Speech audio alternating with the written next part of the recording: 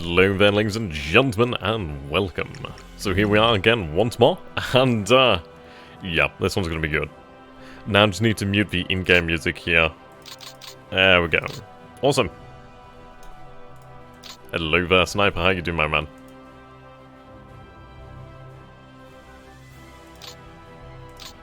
You know what, I don't know if I've launched the game twice here.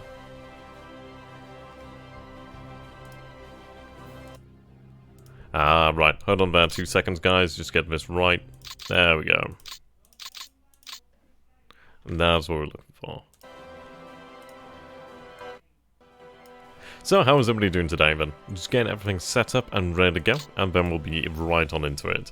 Hello there, Sniper. Hello there, G-Man. How you doing, my friend? I'm just going to say G-Man because it's easier. I'm sorry, dude. I really want to say your name, but I'm really bad at it. Hello there, Anno 2070. The only man on Earth to point out every single squadron lacking a pilot from here to Kingdom Come. So this one should be quite interesting. We do have a lot yet to unfold. I mean, we do have the very real possibility that American carriers might actually be at Pearl Harbor. We did sadly see the news that Kiributai had been spotted. I don't know how they'd been spotted, but they had been spotted, so we'll have to figure that one out. Hello there, David. How you doing, my friend? Hello there, AT. Yep, you're about to see the beginning of the stream. No issues here, man. I'm just going to wait a couple of minutes. I'll let a few people get in, and we'll be good to go. So there, Swordfish. How you doing, my man? Hello there, pirate. Aye, not long now. Just a few minutes. I mean, this is when we see some at sight and stuff. But, as always, let's go for something of a recap. So, we don't have, I don't know. I'm still nervous about Midway. Still very nervous about Midway. I mean, the thing is, if he's got carriers there, then we need to go as soon as possible. We might see those AMCs actually hit or at least attacked by submarines, but even if we do lose those troops, it would be a shame, don't get me wrong, but I'd rather attempt to get them out of Midway rather than leave them. Hello there, Carl. Hello there, French Dog. How you guys doing? Okay, so you guys ready? Let's go ahead, then. New Year's Eve, indeed.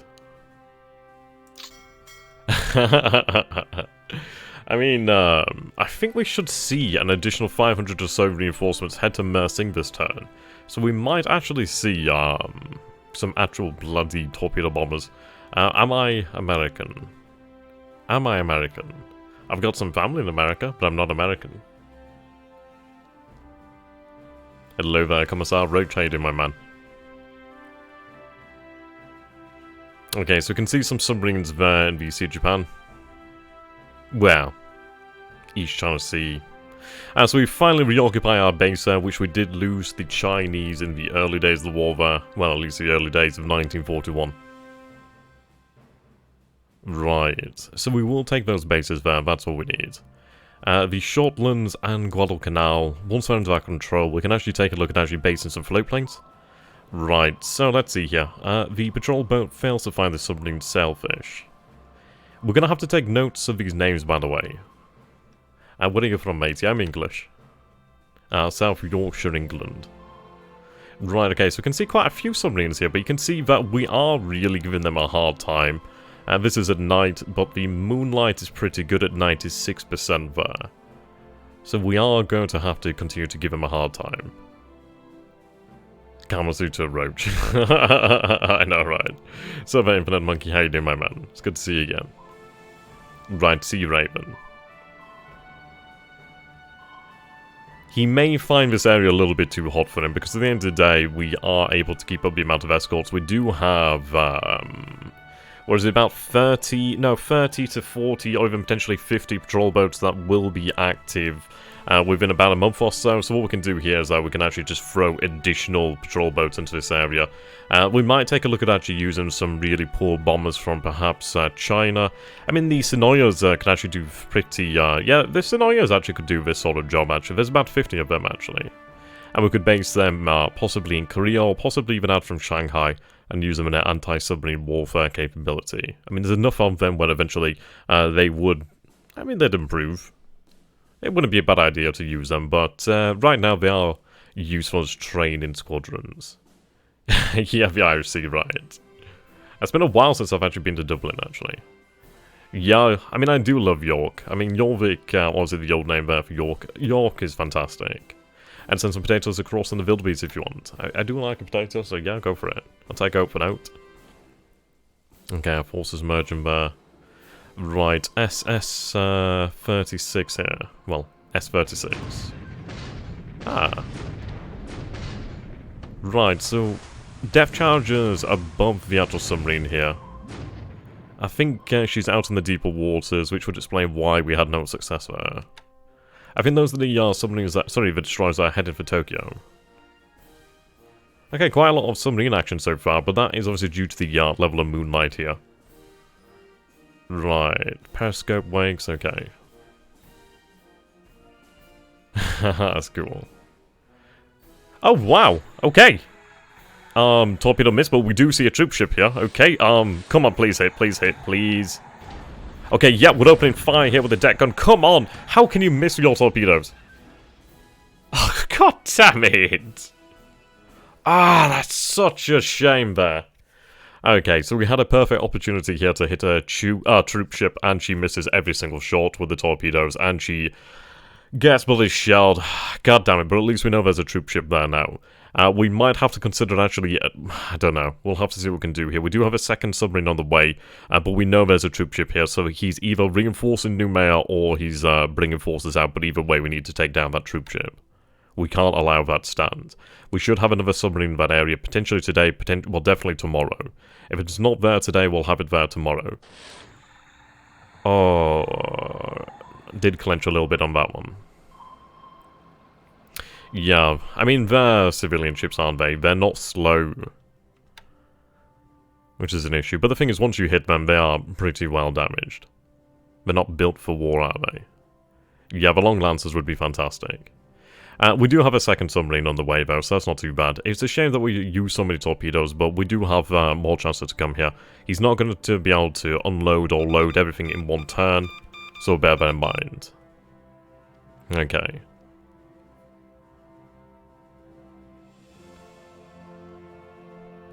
Wow! Oh, for...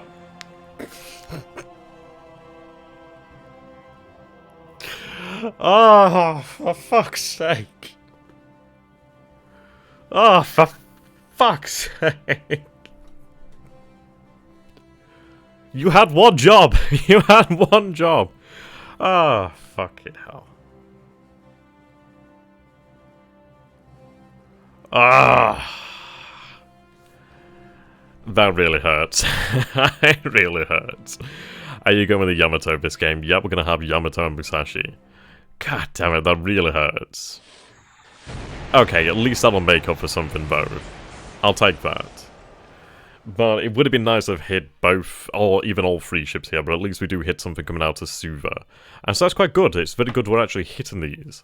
Yeah, definitely. I mean, that was the President Coolidge, or Coolidge, however the hell you pronounce it. We've seen her before, actually. Yeah, tell me about it. Release, we got the Aspasia Nomicals. So that we don't see anything on board here, so it might have been. I don't know if it was supply. It wasn't troops, so I don't know what was aboard there. Ideally, it could have been something, but she goes down actually, so that's quite good. We may yet have further chances to use our submarine, so we'll see what happens. But we know there are troop ships now at Noumea. Now the question is going to be, is he going to remain there at Noumea? Because we will make every effort now to hit. There's actually a lot of naval, yeah, there's a lot of naval activity here. I'd imagine that is due to the fact that he is definitely aware of Kitabutai now, so he is moving about here, which is interesting. Lots of activity at Pearl Harbor. I mean, this would make sense if the carriers were at Pearl Harbor. Okay, we're sweeping Singapore here, but no combat air patrol. Right, they should just ram those ships, more chance of hitting. At least you found them, yeah, exactly. At least we know where they are. Now the question is, we still have some torpedoes. There's going to be torpedoes available. Kitabutai is not far away. We might consider using one turn at full speed and then, like a vampire, sucking fuel out from the actual transport ships. It may be worth it to actually get into a position to hit those troop ships.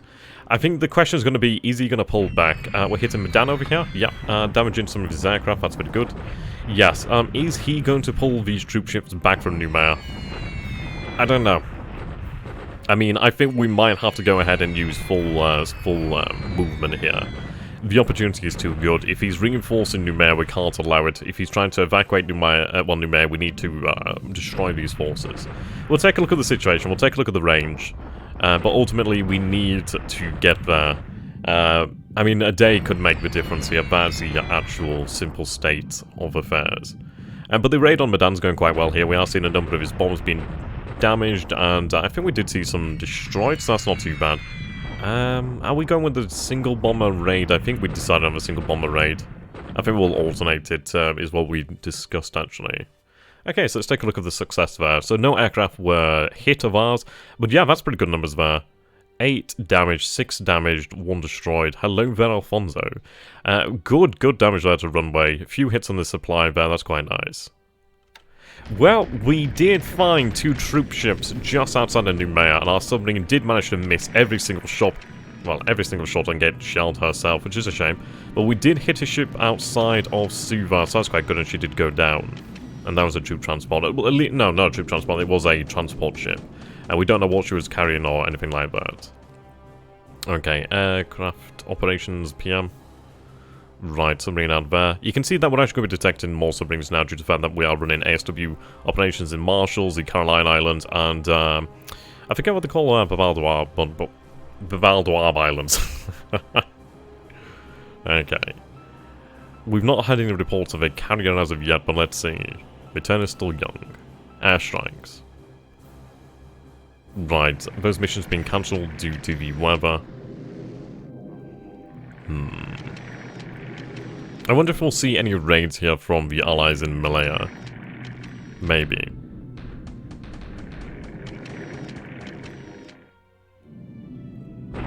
Okay. Hitting Wuchao from the air there. I mean, that's not going to do a lot, is it? Let's be frank. I mean, a few bombers there. Then again, no, you know what? 45 casualties ain't bad, really, for well, for nothing lost. It's not bad at all. I'll take that every day. A few more bombers here. I'll bet he's reinforcing numeric features as fast as possible. Yeah, it seems like he probably is. So I think we really should consider using full speed for a turn. We'll see how the situation is, but I'm really considering that at this moment in time.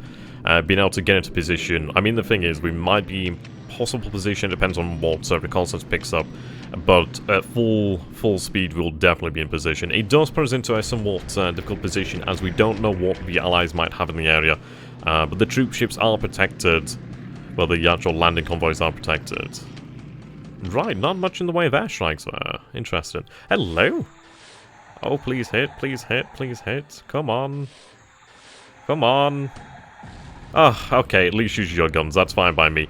Okay, fuel cargo burning here. Right. Right, okay, so the I-15 has damage here. We did hit with one of the shells, and that has caused heavy fires, but that's okay. We're seeing a lot of activity here. I'm really glad that we have the submarines on station. So, the Henry S. Grove. I don't think she'll go down, but she's on fire, so that's not good. Oh, hello, what do we have here? Oh, yes, finally, we actually do hit a troop ship this turn. Very good. Yep, another one slammed home here. I'm going to be very interested to see whether there's troops aboard here. If there's troops aboard here, that would be fantastic. Very good, very good. Yeah, I don't imagine. I think it's going to be a case of he either has actual ships out there, or he might just not have anything. We do know that he has ships down here by Auckland. We have definitely seen that. We have an idea of roughly where most of his actual troops are. Right, 6 shell hits and 2 torpedoes. We don't see any troops aboard there. Yeah, she definitely goes down. It would... Oh, wow, okay. Oh, thank God, yeah, another troop ship here. I'm not going to complain. I'm not going to complain. I would have liked to have hit the other 2 troop transports, but this is not too bad either. Yeah, 1 shell hit, 2 torpedoes, and she goes down also, but no troops lost, at least as far as we can see. But the thing is, that is a loss of 2 troop transports that he would obviously rather have had. We don't know how that will help, but obviously the thing is, if we take it from the enemy, it's going to help us. Okay, our deliberate attack over here against the 18th and the 94th Chinese Corps outside here of Yichang. Now, we are trying to get these guys out of the area so we can have the 34th make it out. It looks like the 34th might have actually made it in here, actually. Hello there, Paul. How you doing, my friend? Let's hope that ship was full of new equipped units. Yeah, if only. Okay, so what do we do here? 980 casualties received. How many did we inflict? Only 256 casualties here from the Allies. Okay, so we came off worse here. But the defender, yeah, as you can see here, leaders, disruption, morale. The train did help them. We've got to kick them out of this area. We have to kick them out. Right, deliberate attack over here at Wu Chao. It's looking alright. Yeah, we're still waiting on the 38th A detachment to arrive, but that's not going to be too long out there. If there's no reports of troops lost, they were more than likely empty. More than likely. More than likely. But at the end of the day, it does deny him that capability, so I'm fine with that. Well, yeah, I mean, that is right then, Alfonso. We did have a reported 25 aircraft lost, so, I mean, this is it. It might not even show us if aircraft are aboard these actual transports when they're lost, so we'll bear that in mind. Okay. Oh, we actually captured Wu Chao. Fantastic. Tenel Haika Banzai. Wu Chao has been secured for the Empire. Yep, and they surrender. Wow, okay. That's very good, man. And do you watch World War II by Time Ghost? I've not seen that, actually. What is that? Do tell. Okay, I didn't expect us to actually take this considering their assault value here, but, yep, the fortress, well, the actual city has fallen there, and pretty light casualties. Yeah, only one vehicle has been destroyed here, but the rest can be recovered. Wow, 6,081 casualties. Okay, I didn't actually expect that. I genuinely didn't expect such a good result there. So Tena Haika Banzai indeed, but that is very good. It seems they didn't have many frontline troops, but from that actual deliberate attack, I didn't expect that. So one of these units was destroyed as well. Fantastic. I believe that was the actual headquarters as well, so that is very good news. Yeah, was it the 16th Group Army that surrendered, or basically was destroyed? So that's what we need there. He's been forced to retreat towards the road towards like Kuailan, and whatever the hell this base is called again. But a very good result there. Shock attack over here. Obviously there's no units here. We should be at Clark potentially this turn as well. Yep, and we captured the base of this division. The 33rd can move up on towards Clark as well now. Sunk airplanes count as lost on the ground. Interesting. Yeah, but juicy numbers there. Okay, so the 33rd barely manages to capture the actual town here. That's good. Right, Allied shock attack at Wu Chao. Okay, wow, he actually has quite a few troops over here. This could hurt. This actually could hurt. I'm very glad that we are in a defensive setup. I think we did have them set to defensive here, so... Yeah, we are forced to retreat here. How many men do we lose? Ooh... That hurts. Okay, 3,635 Japanese casualties there. Yeah, he really forces out of position. That does hurt. But, yeah, he came off bad there as well. 119 squads destroyed, 84 disabled, yeah. Okay, so that hurts. I'm not gonna lie, that does hurt. The shock attack did work for him. It could have gone completely the other way, but yeah, he did have the numbers there to actually pull that off. But the thing is, we have two divisions that are on their way now. This division here will just have to rest for a while. It's a shame to have lost so much. It is a shame. Yeah, lost quite a few guns there. So that does hurt. He does have a little victory there, but we'll have that division rest up and recover. But ultimately, Wen Chao will fall as we have two divisions to come in here. And I could always throw this division into the mix as well, so we can have like 2.5 divisions there, really. Right, here we go. Tulag is going to fall, and Bulan's going to fall as well, so we'll have control of the Solomon Islands and Guadalcanal, which is obviously what we need. Yeah, I know. It's a shame to lose the guns. We'll definitely have to restart armament production, I'd imagine. There we go. The shotguns have fallen.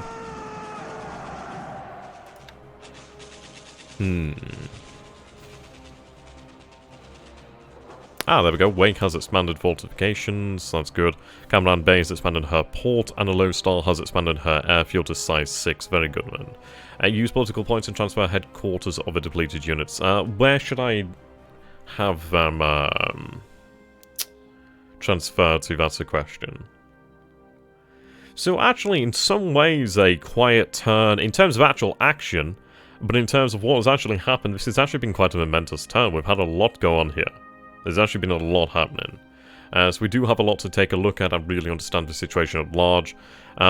We did do quite well our submarines. It's a shame that we didn't do better. It would have been nice to have hit those 2 troop transports, but the thing is, there's always tomorrow, and we will have another another submarine on the way as well. Okay, new units arrive there. Sub-chase is very handy. I'll get that into action. Still 2 or 3 banzais, yeah, definitely. 14th, 15th, 16th, 25th armies are unrestricted, yeah. The only issue is house rules are I can't take units out of China, but that's not too bad. And I thought the 34th had made it out, but they had not yet. It's going to take them a couple days to march up to that area, but that's fine. We'll continue to try and kick the Chinese out from here. He's definitely on his way out, but we'll make sure he leaves. Irritatingly... Okay, well, there's an enemy unit here, but Xinjiang will definitely fall once again next turn. We do have our divisions on the way up over here as well. I think what we might do is have these 3 divisions and artillery actually move on towards either Ichang or Nanyang. Maybe Nanyang to really cut them off from this road over here and rail line. Well, not that particularly matters. We'll see. I mean, these forces are going to be earmarked for some campaign. I mean, ultimately, we do need to take the Changsha area. This is what we need here. This is really the only part of China that matters, besides Chongqing. But, I suppose at the end of the day, we did take a few casualties over here. We'll make up for it. It has sapped quite a lot of the strength here, but we'll make up for that. The 2 divisions are on their way, and obviously he's not going to have the strength to do the same to 2 divisions. He would be just absolutely mauled. It's about 2-3 days out, so what we'll do then is keep him trapped for the meantime. So that's fine by me. Even if you pay PP, yeah, unfortunately so. So what's in China has to stay in China. I can have troops transferred in, but I can't transfer, like, troops that are already here out. Okay, well, at least we did take Wuchao, so that's not too bad. I didn't expect to actually capture Wuchao this turn, so I'm happy with that. So that nets us some additional light industry, resources, and manpower. Hello there, JV Grunt. How you doing, my friend? It looks like Bordeaux is looking pretty good this time of year. Indeed. The 1st of January 1942, ladies and gentlemen. This is the first day of 1942, and there's a lot to happen. Yep, indeed. Happy New Year. Yeah, it's just one of these. It's just what's in China has to remain in China. It depends, I suppose it depends on the unit. Like, I don't know which one the 21st Independence is. I can actually take a look at them and see how they are. But we'll see. We'll see. I could always ask them just for some clarifications. But, we'll go from there. Okay, so, situation. Wow. There's a lot of ships out here. I wonder what he's doing here. Okay. So it looks as though he's deploying ships all out here around Fiji to possibly draw some actual torpedoes or to potentially draw Kitabutai away. We'll see. Should obviously the torpedoes be launched out there. Okay, so we can see that his ships are here. We've got to go with the probability that he's probably reinforcing Noumea. So what we are going to do here immediately then is take our 2nd submarine and have her sent over there. Very good then. I'm glad there's good weather in Bordeaux, my friend. Wait, so you can put units into China, but you can't take them out. Yeah, so an army not, yeah. Well, I suppose what we'll do then, I suppose the best way to explain it is really what was in China to begin with must stay then in China. It's just something of a house rule, and just one of these things that we try to balance things out, really, to represent the fact that the Japanese obviously had to commit to China. They couldn't just take troops out there. But obviously, bear in mind in the future, there's house rules that help us as well, so it's not all that. So there, Lieutenant Rainbow Slash, how you doing, my friends? And so I understand that Lieutenant Rainbow Slash streams on Twitch. He's quite the avid World of Warships fan, so, I mean, if you guys like World of Warships, I definitely recommend checking him out. See what you think. Okay, so we still have the a fair number of Type 95 torpedoes over here. I suppose he might be I don't know. He might see the fact that she did take damage on surface. He might see more into that than actually is the case here.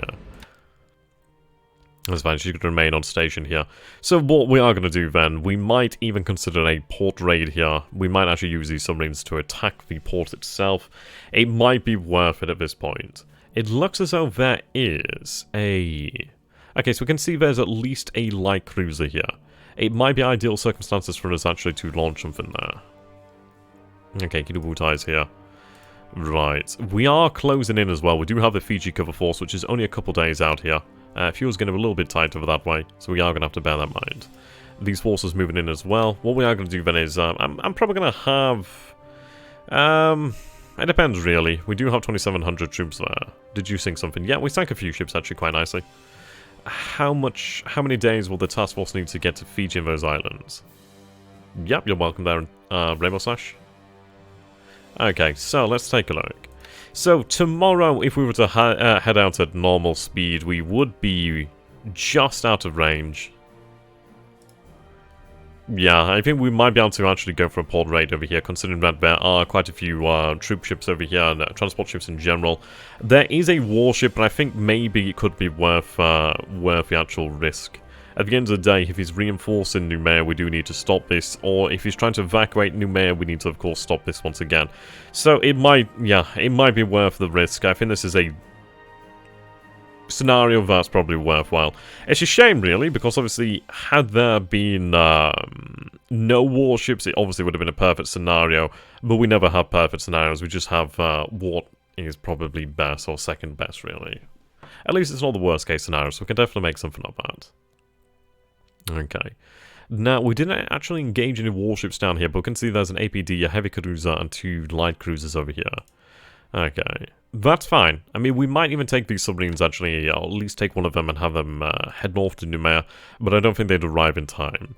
We did hit, was it 2 ships over here? But we can see there are supposedly 2 submarine tenders, a tanker there, as well as 2 other unidentified ships, which I'd imagine is probably the destroyer, or was it light cruiser that we saw out here? I can't quite remember. And so where are the Imperial Guard's divisions heading? The Imperial Guard division is in Malaya, that's going to be ultimately heading towards the, well, towards Singapore, really. The 33rd Independent, the 4th Independent, so I'll have to check them out. It's only missed the air combat was under orders to do the dishes. I like it, man. Well, we had really only, yeah, only a success in the air. We did inflict further damage here on the airfield of Medan. Damaged a few more. Quite a few actual bombers damaged on the ground there. The sweep over Singapore went ahead with no resistance. We can see here that his numbers of fighters is increasing, as obviously more of them being brought back online from the repairs. Bombers, about 45. Okay. Did I see my reinforcements actually leave? They should be underway at some point. Are they still loading? I think I did tell them... Right, they're still loading troops then. I might have told them to actually load cargo, but I can't quite remember. Right, you're still loading the Yokosuka 2nd SNLF. Okay. Just a few support elements there. Let's see, what does the Yokosuka 2nd SNLF actually consist of on the ground here? Okay.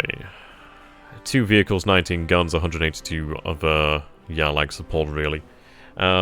It would be good to obviously get these there, so we didn't see actually any battle over here at Mersing, so that's quite good.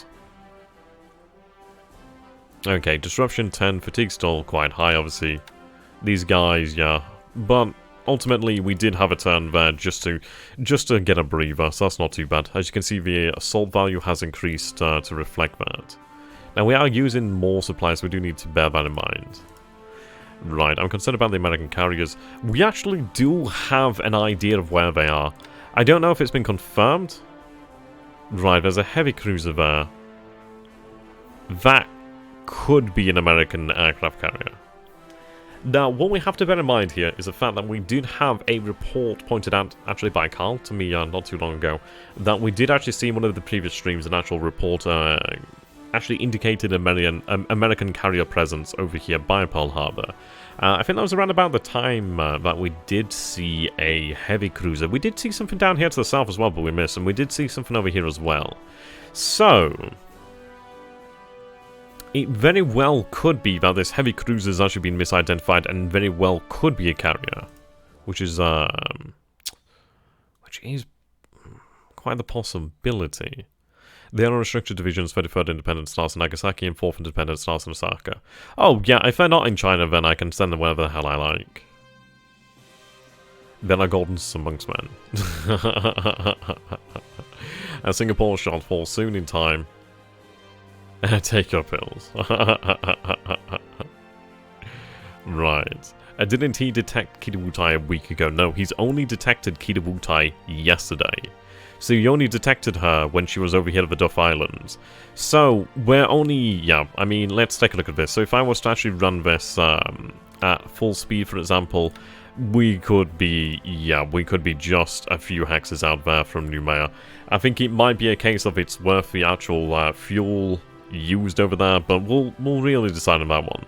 I suppose the question comes down to what do we value more. I mean, this is it. It's a very hard question, and I think we are going to have to go over this. It's not just going to be a simple case of like, okay, chocks away. We've got to really think about this one because it's a very interesting one. Very interesting. There's a lot to really consider here.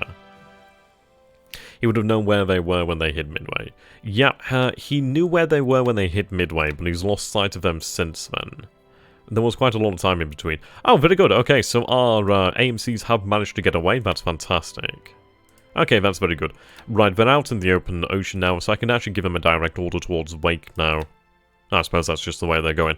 Yeah, let's see. Are they detected? They're not detected either, which is fantastic. We do have 2 float planes aboard there, so that's quite nice. A little bit of additional scouting, well, reconnaissance. We do have the remaining part of the 24th Infantry Regiment over here, 228 infantry, 1,000 support troops and a single gun. I did make the decision to actually get the elements of the 24th out of here as quickly as possible. I mean, this is it. If there are carriers, we know he's probably going to be thinking, right, I mean, this is it. The best way to actually summarize THG's thinking right now is it's going to be quite predictable, really, because there's only so many options he can actually go for. But in reality, he's going to think, right, okay, I know where Kidabutai is, so if I have my carriers that have been someone else, let's say, for example, due to the report that we have, and the possibility of evidence, we did see continuous radio presence, radio activity at Pearl Harbor being quite high. If we take a look now, yeah, heavy volume of radio transmission detected at Pearl Harbor, Samarinda, Jijambi, okay. Christmas Island, interesting. We'll have to check out Christmas Island as well. So, yeah, so we do have that potential. I personally doubt the carriers are at Pearl. He doesn't exactly have a limited supply. And better to use them than let them gather. And whether they might be heading to the Dutch East Indies or Australia. Maybe. I'm looking towards Pearl Harbor, primarily due to the fact that we did have the radio reports. We are seeing a lot of radio activity, and we are seeing what looks to be some kind of large ship here. It could be a battleship that is actually active again, we don't know. But we'll go with the information that we have, and just, yeah, we'll just go with that. We have put the Marshall Islands on a sort of state of readiness, really. We are started to ready ourselves for the potential for a carrier strike at the Marshalls. But the strategy I can imagine, and the strategy I'm going to predict from THG is, okay, so he can see our carriers are over here now at just north of New Caledonia. So if they are here, I did figure that they might have been down here at Auckland, but I was wrong. Unless they're still down here at Auckland, but I do doubt that now. So let's go with the actual idea then that potentially they are at Pearl Harbor. He's now in a position where he knows where Kidabutai is. He knows I'm going to commit Kidabutai down to this area. So I suppose he's options with his carriers, because at the end of the day, I know what he's like. He is a fellow content creator. He wants to have some action as well. I know he's going to want to have this action. He's going to want to do something. It's going to happen. The reason I know that is because he's like me. We're both content creators, therefore we both want to do something at all times. It's just in our blood. So, if the carriers are there, I can predict potentially an attack on Midway Island. I don't know if he'd actually bring troops. I don't know if he would actually have troops in the area to bring them here. I mean, Kidabutai... Well, I mean, sorry, Midway isn't... It's not fortified. We don't have aircraft really here. But we do have quite a few troops ashore here. We actually do have a fair few. So yeah, you take a look at that. I mean, it's only 1,155 infantry and then 1,766 second line troops and 13 guns. It's not massive. It's only 6 to 1 assault value, so it's nothing massive at all there. But the thing is, that is still a formidable force for him to deal with it at this point here. He could actually reduce it with like air bombardment and bombardment perhaps from ships.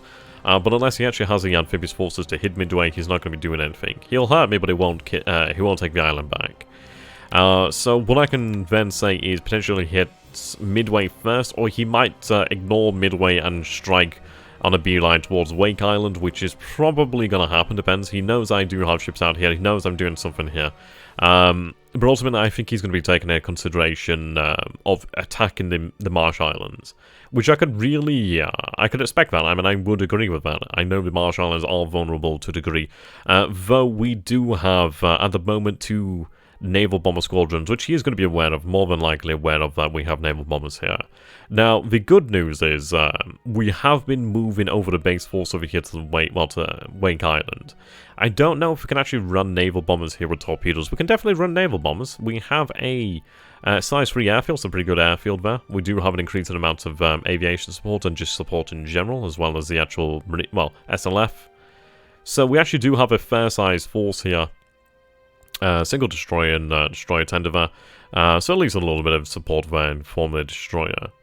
Midway probably will be ignored, I think, at least by any major force. Yeah, I mean, this is it. I think Midway will probably be ignored. I think if he attacks Midway, he's going to give his position away really far too soon. Because at the end of the day, if he gives his position away by attacking Midway, I don't know, he might do it. He might attack Midway, because at the end of the day, what's to be lost there? He wouldn't lose anything. He could just go for a limited strike at Midway, because in reality, I'm not going to be able to do anything about it. He knows where my carriers are. He knows I'm not going to be there to stop it. So, yeah, it's not out of the realms of possibility. He wouldn't lose anything, really, so it's not a bad idea for him to still go for it. Though, I think he's going to want to go deeper than that. I really do think he's going to want to go deeper. You have a lot of merchants about Midway, Wake and the Marshalls, maybe move them out to safety. Yep, this is it. Now, we do have a lot of ships that were originally destined to head towards the towards KWJ, but they are now being moved down here to truck. The good news is that we have 2 naval bomber squadrons over here at Babal Douar, we have 2 naval squadrons over here at Truck, we also have 2 squadrons here at KWJ. What we could do here, for example, then, is we could actually take a squadron, or potentially even 2 of these squadrons from Babal Douar, and have them transferred either to Wake, or even to Wake Tarawa. How many planes are on the Marsh Islands? Well, let's take a look then. So if we take a look at this in terms of actual level bombers, so we have a total of 63 naval bombers here, 54 of them are ready, we have 8 G3M2s in reserve, and a single G4M1 in reserve here. Indeed, we all want to go deeper. So we do have a fair amount of naval bombers. I don't have any fighters though, that's the only issue. I do have 2 H6K4s over here running patrol. I'm going to look at basing additional H6K4s out here because at the end of the day we are going to need them. One of these bad boys is in for maintenance. I mean, these planes have suffered quite a lot. So I have 6 additional H6K4s in the pool here. It's not bad. Right, 10, 8, 13. So we have a fair few over here. 21 ready. Let's see. Yeah, 21 H6K4s ready, 17 are not. And we might want to actually transfer at least half of those guys out back towards KWJ. Issue with KWJ is I'm somewhat lacking on the aviation support to a degree, but we'll see. Okay, so let's take a look at Funafuti. I did send out some additional engineers out there. So you can see that we do have some aviation support here now at long last, which is actually fantastic. That means that these float planes will be able to run without any issues for some while now, which is very, very good. Okay, what I'm going to do here then, so hold up, chaps. Right, so let's say... Okay, turn 25-1. Let's take a look at this. I'd like to take a look at this on the tracker. But yeah, we could actually base quite a lot of naval bombers in the Marsh Islands if we actually have prior notice, or obviously the desire to do so. Okay, so let's go over here. Right, now save. Free. There we go.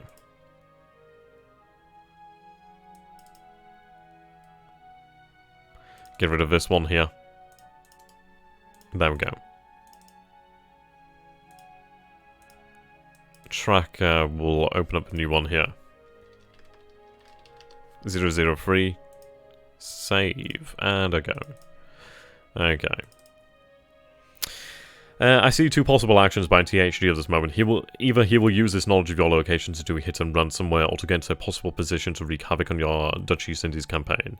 If I was him, I would be hitting the marshals due to that he can hit some worthwhile targets until he'll be near friendly waters in that case. Yeah, I mean, I'd say that is probably what he's going to be going for. Which is why the naval bombers are going to be so extraordinarily important, which is a really good thing. And the good thing is we actually do have them in the area. Look at the armaments and the plane production, please. Yes, we definitely will do. We know that we have to actually take a look at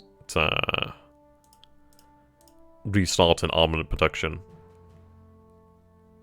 Yeah, I think we did move out the forces from Roynamar. I am looking to actually move some additional forces back there, but we could do it in a pinch for a little bit of time. That could be done. Okay, so let's take a look then. So current turn, obviously it's complaining about this here. He might hit and run there, then go to the Dutch East Indies. I mean, the thing is, if he does go to the Dutch East Indies, it's going to put him in a very, very interesting position. I mean, let's take a look at this. Let's do a little bit of dirty theory crafting. Okay, so let's go with a theoretical campaign here. Well, a theoretical operation. So let's say, theoretically, he hits out to the Marsh Islands. Okay, so he's hit the Marsh Islands. He could then try to do a hit-and-run campaign out here. The issue is he has zero information about the area here. The good news for us is the fact that I could actually base some aircraft over here at Saipan. I could base aircraft out to a number of these different bases out here. And the beauty is he has no idea what's out here. So if, let's say, he continues and he somehow manages to make it to the Philippines, yeah, he's going to find himself in a very difficult spot, because at the end of the day, it doesn't matter how much he has, he's not going to be able to make it to the Philippines. I do have to point out that, obviously, during the American War Plan Orange, the American Navy, well, the US Navy actually predicted at least 2 years to make it through the Pacific. I mean, obviously, they used to have the through ticket towards the Philippines idea in their stratagems, but yeah, it was sold to conclude that it would take at least 2 years to make their way through here in a slow push. So he's not going to make it down here. This isn't going to happen. He's not going to do it, because, well, the thing is, he could do it. He could go for a hit-and-run attack, but the chances that his precious carriers being destroyed would just astronomically increase. They would be so very, very threatened to be unreal, because he'd have no information about what was going on around him. He'd be in foreign waters with no friendly forces nearby, no friendly bases to help him. If he goes and hits the Marsh Islands, he'll probably hit them from obviously around about here. I'm going to say probably around about here, maybe by Tanagi, maybe around about this point here. Which makes sense, as obviously we do have these coastal fortresses on these islands, or these naval fortresses, I should say. So I'm going to say probably around about this point is where he can get closest without with the least amount of risk. Now, we are going to take a look at that. I mean, this is why we need to take a look at actually. I probably will transfer a naval bomber squadron here to Wake Island this turn. Because at the end of the day, if I can actually control the approaches... I mean, Wake is something of a guardian of the Marsh Islands. True, he can still hit the Marsh Islands and KYJ without taking it or even doing anything near Wake. But the thing is, if he doesn't take Wake, he's restricted in his movement. He's in a position then where he's not freely able to move about here. I could hit a run and just lead you on a wild goose chase. Well, the thing is, not going to be leading us on a wild goose chase, because at the end of the day, Kiributai is deployed, and they're not going to be shifting yet. Except they're rolling Dutchy, how you do, my friends. We're theorizing a potential attack from American carriers that may or may not be at Pearl Harbor.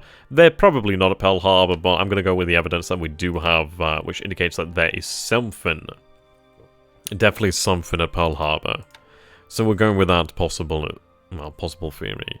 His carriers will have at least 60 fighters, and at worst 90 fighters. Those fighters will slaughter the bombers. Oh yeah, they will slaughter the bombers, but at the end of the day, it's like I expect these bombers to be destroyed. I know they're going to be destroyed.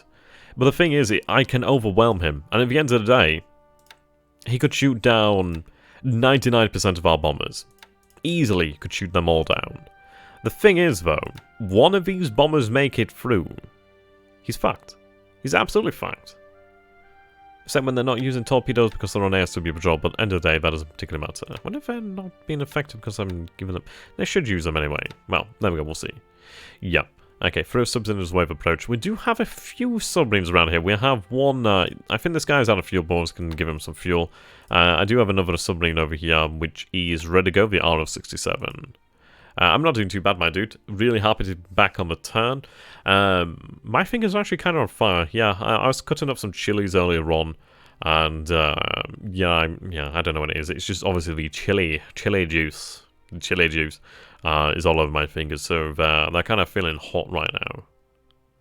Right. What if you went for Wake? It's close enough for a quick strike, and from his perspective, it's one of your further out outposts and has a high chance of being a soft target. Oh, yeah, definitely. Which is why KYJ is important as well, because at the end of the day, let's see. So, KYJ, let's try and figure out a distance here. Okay, so, 18 hexes. So he has to avoid at least 18 hexes out. I also do have the G4M1s that actually do have range out to 21 hexes.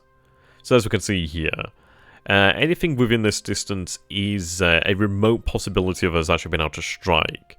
So what we need to do is increase the amount of H6K4s that we actually have here in the area. I might even take a look at actually base some H6K4s. I actually do have one operational, which I'll probably keep there. So let's see, we have 2 H6K4s operational here, one over here that's operational. As we have some search capacity out to 25 hexes. We have strike capacity out to 21 hexes over here, and as well 18 hexes with the G4M1s. So, let's see, I'm in full screen mode, otherwise I would have been using a pen. Grigsby would be proud. I hope so, my dude. Right. Please subs in his direct route, so that would be the best way. Like, plus a point from Marshals and Pearl Worship. We'll take a look at that. We'll see what we can do. I wonder how many forces he might send to try and save Fiji and such. He's focused on it quite a bit with land forces, but little air and naval action. If historically accurate, I hope no illustrious class comes with a armoured Hagger. Yeah, it's absurd. I think he should have his 4th carrier by now. I think that would be the USS Hornet. So he probably has about 4 carriers by now, which is obviously not a situation I wanted to happen. Obviously, I wanted to have sank one of them by now, but there's nothing we can do about that. He has them and we can't do that. Right. Yeah, indeed.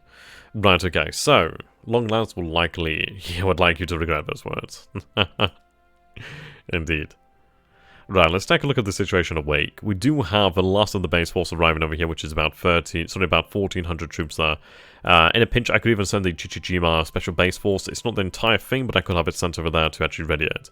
I'm going to have the Chichijima sent to Roinama, so they're a couple days out from Roinama, so that's good. Right, let's take a look at this then. So obviously they're going to be unloading. Seems one of them has finished unloaded, which is quite good. Can we see the air losses? Yeah, we'll take a look at that in a short time. So let's see. What do we have? So we currently have 27 aviation support available. We have 16 engineers here present and ready, which is fantastic.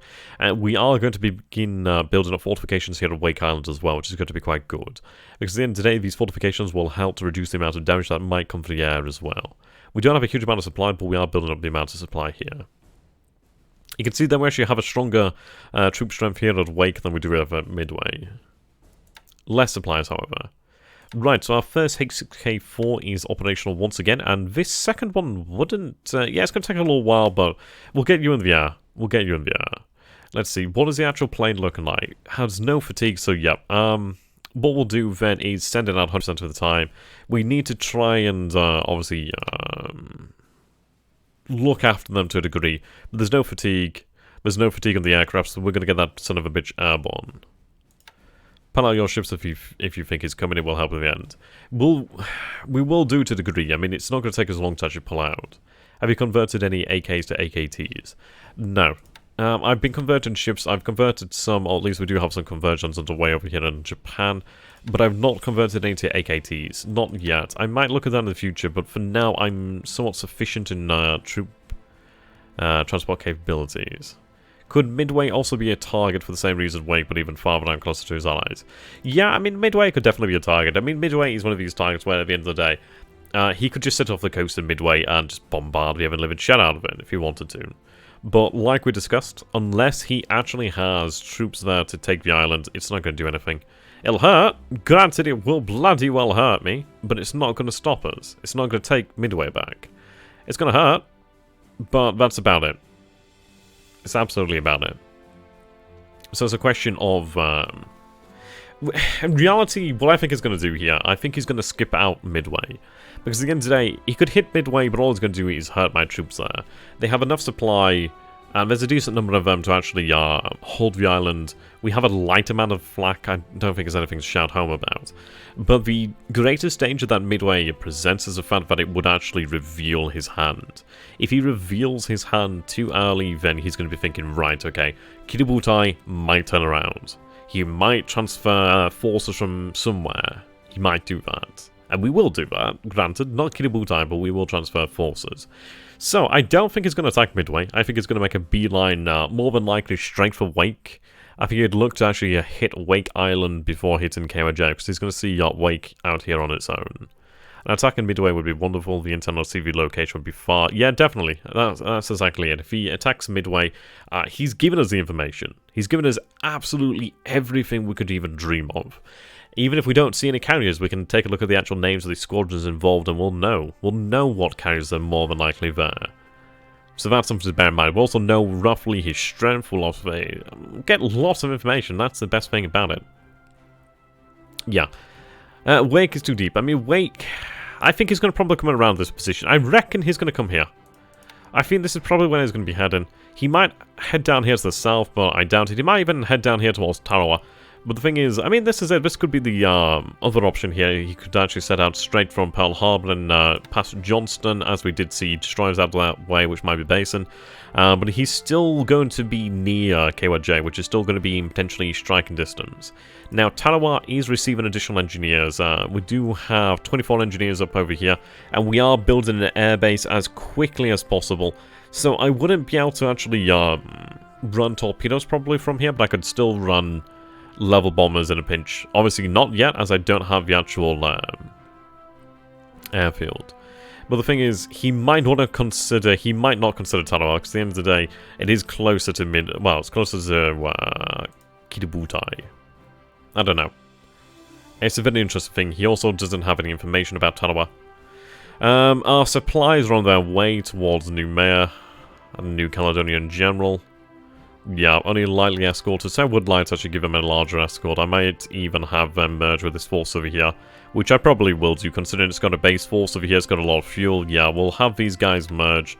Evan, at least they're going to be protected. I mean, that would be three... No, is that 3 or 4 destroyers? 3 destroyers, an additional minesweeper, destroyer minesweeper, and then 2 light cruisers. Fairly effective defense there. Oiler to keep them going. The Haruna Maru... There we go. Is it possible to reinforce the marshals with more AA capacity? We could, but it would take time. It would take a lot of time, but we will do that in the future. Okay, we'll take a look at the aircraft losses here to keep Carl from exploding. Right, today. Okay, so the losses today, so we can see that 2 Ki-57 Topsies. So these are basically just our reconnaissance for the most part. Now that's interesting. SPT-2 Dauntless. That is interesting. That's a carrier plane. I know it doesn't have to be just on a carrier, but that's most assuredly... I mean, that is actually a fairly good plane.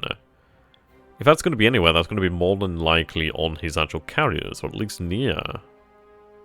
Right, the plot has certainly thickened. Yeah, we are slowly unraveling a lot of different things here. Now, what we need to do here then is see if there's been anything lost on the ground. Find where that aircraft was spotted over, yeah, because that actually does reveal a lot.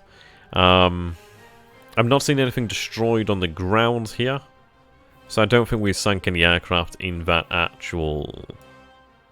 Well, no, that was destroyed on the ground, and that was a Blenheim. Okay, that could have been a Madanbo. Refuel at sea now, you'll end up stopping to refuel closer to Noumea if you do not. Yeah, well, that's it. And at the end of the day, we are looking to merge that group, so that's not a bad idea. So we'll actually take that into consideration. Where was the Dauntless lost? Yep, this is what we need to find out. Look over the subs over Pearl. I'd imagine probably, I mean, it could be around here. Well and truly detected. Detected,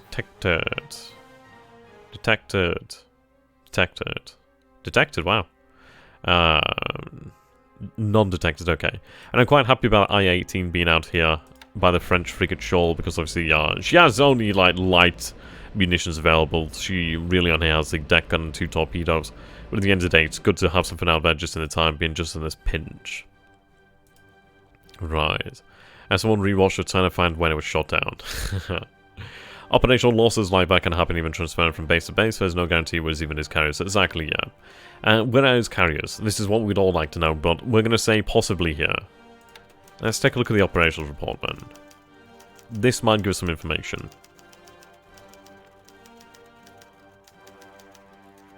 Right, the ACM Shisho Marul lays minefield at Hong Kong. That's good. Okay, I need to actually give them... I mean, Arakazi is actually ready. She was originally with Kitabutai, but she's actually available at Wake. She could come in potentially very handy in the future. Right. Naga. What happened? I left for a second. You detected a Seaven shut down. Well, we haven't actually detected the carrier. We don't know where it is, but we kind of think it's at Pearl Harbor. At least I'm kind of thinking it's at Pearl Harbor. The actual SBD Dauntless, we actually do not know where that went down. It could have been just an operational loss, but it reveals something. Hanging out with Waldo. Yeah, I think they'd be visible on our side. I don't know. Okay. Sink the carriers. Any chance to hit them with land-based planes? Yeah, we can definitely hit them with land-based planes when they do near the marshals. That's when we can actually hit them. But until that point, we can't really do anything with them. Okay, let's see here then. God damn it, they really need to hurry the hell up. I mean, I can understand Tarawa, but these have been going on a while. It was an SBD 2, SBD Dauntless 2. I don't think there's many of those around either. It might have even arrived with the Hornet, perhaps. That could be a possibility. Right. An allied light bomber over San Fernando. Will you load the detachments to 144th again to send them to Noumea? Do you mean the guys are leaving Midway? So 144th's on the way down to Noumea as we speak.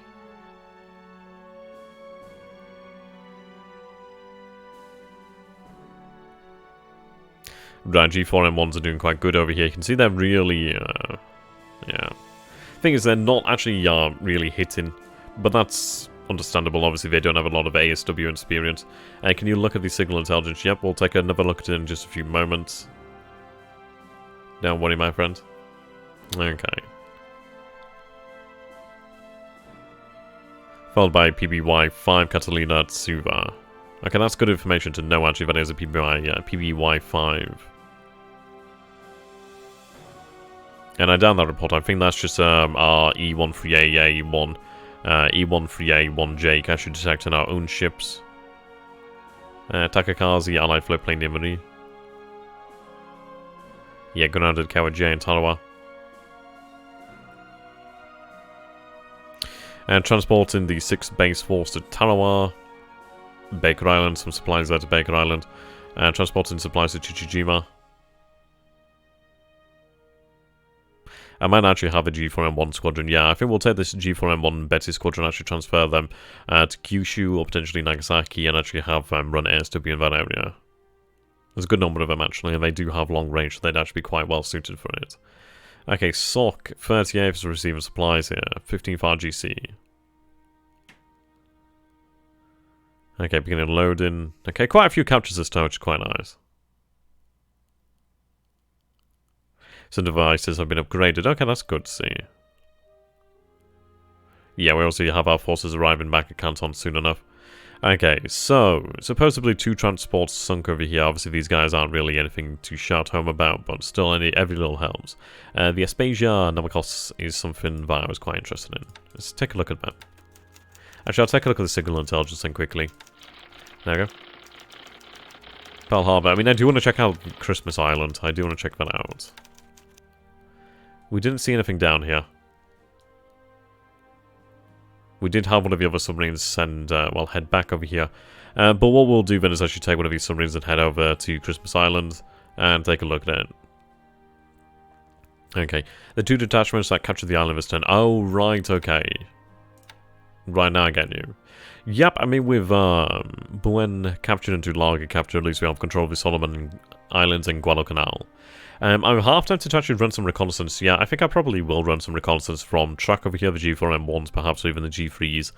Just on reconnaissance, just to get an idea of what's over here at Rabaul, see if there's any forces in the area. What we're trying to do here, then, is we are going to be taking the base here at Luganville, and ideally these bases as well.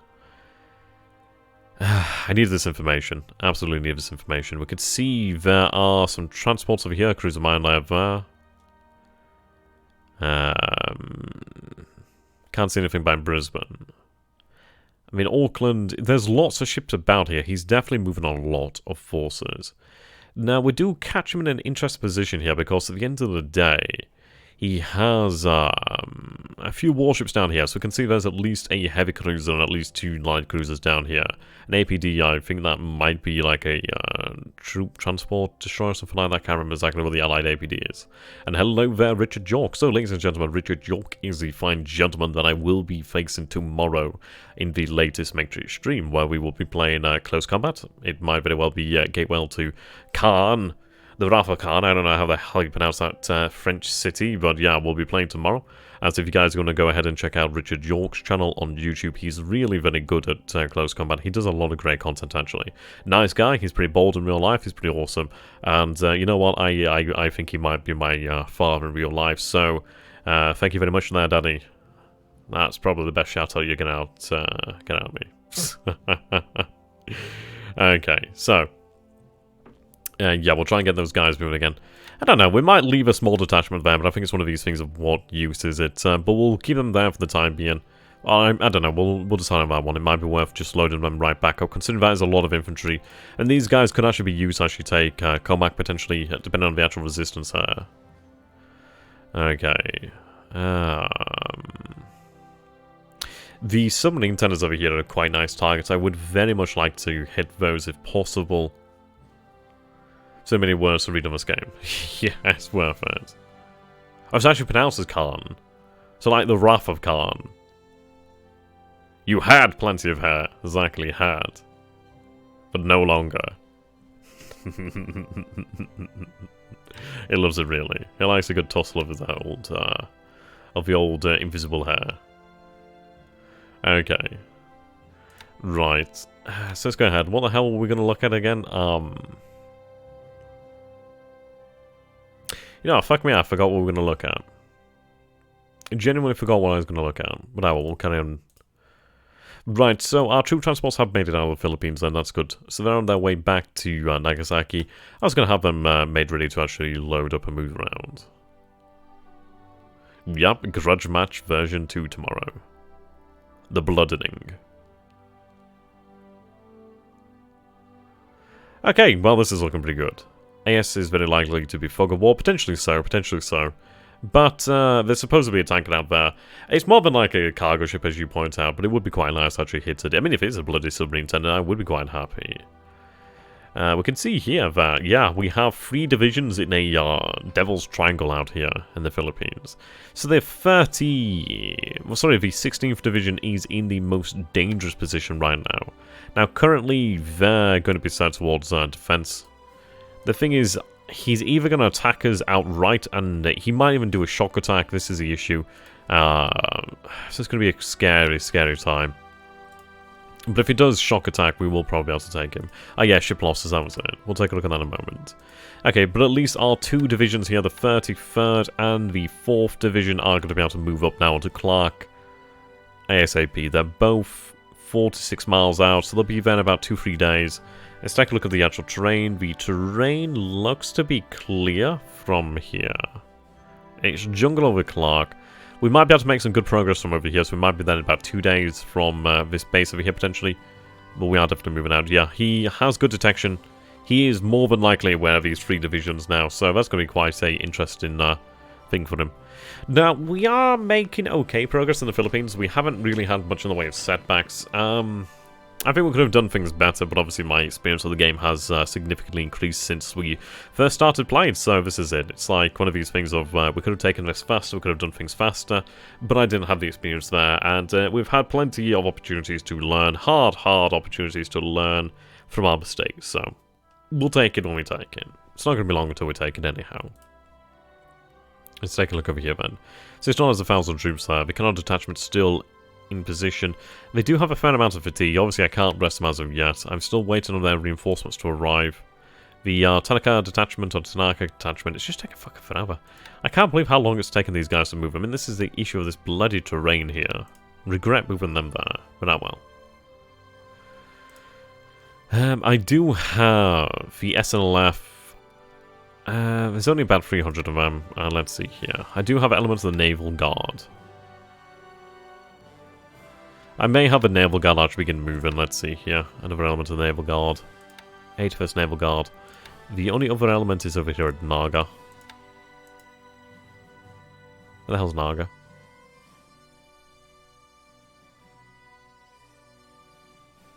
Oh yeah, Naga's down here, okay. Well, what we'll do then is we'll have a Naval Guard join them. So move. Head down here to Lingayen. Yeah, that's not too bad then. About an additional 600 frontline troops, and obviously the equipment and support and troops not mentioned. But that should be enough to actually take Lingayen. I mean, we can take Lingayen. We are in a position here where they are somewhat out of position. You can see here he's actually bringing his troops from Iba, which is good. I can actually try... I mean, I might even hold on to the SLF over here. Yep. The SLF, so the first Sasebo SLF could actually be moved via... possibly even fast transport, as we do have a few torpedo boats out here and a few destroyers. We could very easily have them moved via fast transport to actually hit the base over here, which I'm actually going to prepare myself for. If he abandons the base, I'm going to actually go in there with fast transport and take it immediately, because it's actually not too bad. There's some resources, there's a level 2 port, there's a level 2 airfield. It's worth taking. If he abandons it, we'll take it. He's going to soon find himself out of position, which he knows. You can see that is being represented here. He's not pulling his troops back over here, obviously, because he wants to delay me, but he knows that over here the jig is up, so he's trying to pull these forces back to Clark. The question is going to be, is he going to actually launch a counterattack at Clark? And I'm going to say probably at Clark, but he'll only be able to really do it once, because obviously we'll have another 2 divisions on the way. And it's going to be something of a situation like down here in Wenchao. At the end of the day, he can maul 1 division, but when another 2 divisions are on the way, he's not going to be able to repeat that. It'd be unfortunate, but we'll see. Okay, we'll take a look at the ship losses then. Let's see. Ship sunk.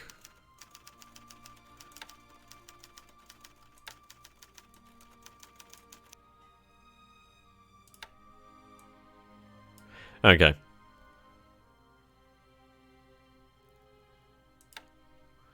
Yep, so it's a very small one here. Troop capacity is only 900, so it's very, very small.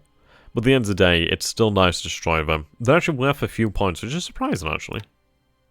They look to be the same class, actually. Maui. Oh no, the Burns Union class, okay.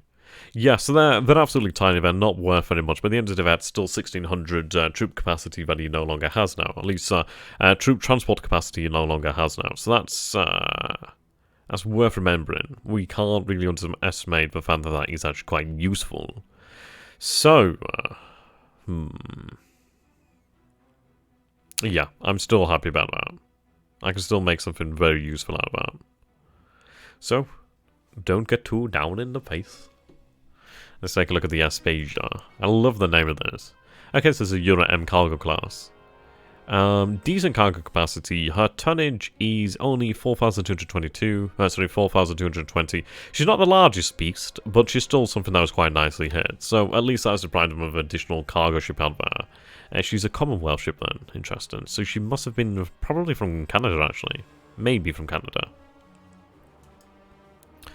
And all this bullshit about the Maryland. I don't think we sank any of the actual US battleships at all, so they are going to be coming in with a vengeance eventually. We know we didn't actually destroy the Prince of Wales and repulse them. They're out here somewhere, which is interesting because I actually do not know where they are. I've lost sight of them completely. We'll eventually find them again. Well, eventually. Okay. Still a few days out here from Taiping. We'll eventually make it. 24,000 troops here still, so just under 25. Okay. 12 bombers. Well, 3,000 troops, so that hurts. Okay, so we are readying ourselves for a fast troop transport. So I have 825 troops loaded here. Are they detected? That's the question. He does have a small amount of detection, but obviously he's not going to know the fact that there's troops aboard there. He will know that there's going to be something there due to the fact that, well, yes, there's APDs there. He knows something's going to be up. We do have the Singapore Express on her way down here towards the Philippines. Now, currently, he has no idea about this force here, so that's very good information. Right. I don't think he knows about the movement of Congo.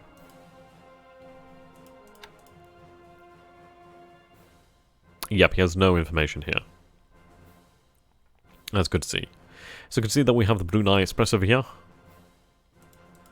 4 pretty good troop transports there. We also have another fast transport mission, which is obviously gearing up over here. So we have the second Sasebo that have actually been loaded, which is very good. Do you have any supplies on board? 233 tons of supply, that's not too bad. Okay, so I'm going to make way for Miri. Do not unload cargo. Okay, we do have another fast transport force down here. They've only just arrived here, actually, so that's fine. Right, what is Congo's speed right now? Congo is about 20-odd knots. Yeah, 21 knots. She's not too badly damaged. She's going to be sent to Hong Kong to actually seek repairs. Now, I do have a whole...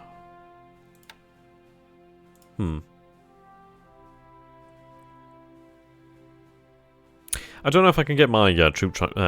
I don't know, we might actually be able to send the troop ships up here to Takao. We do have that division there at Takao, but I very much would like to get the hell out of Takao and actually have it sent from Takao to Mindanao.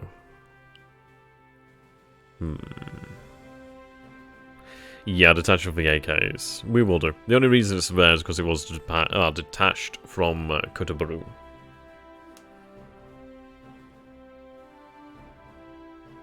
It was purely just for, like, ease.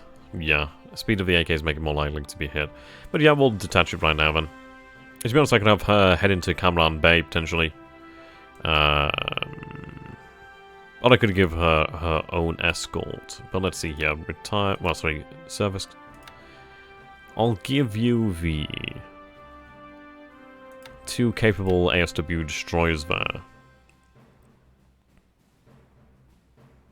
That's fine by me. Another 2 escorts can remain here. Right, she's going to be detached then to Hong Kong. There we go. So Congo's going to undergo repairs then at Hong Kong for a couple of weeks of the war.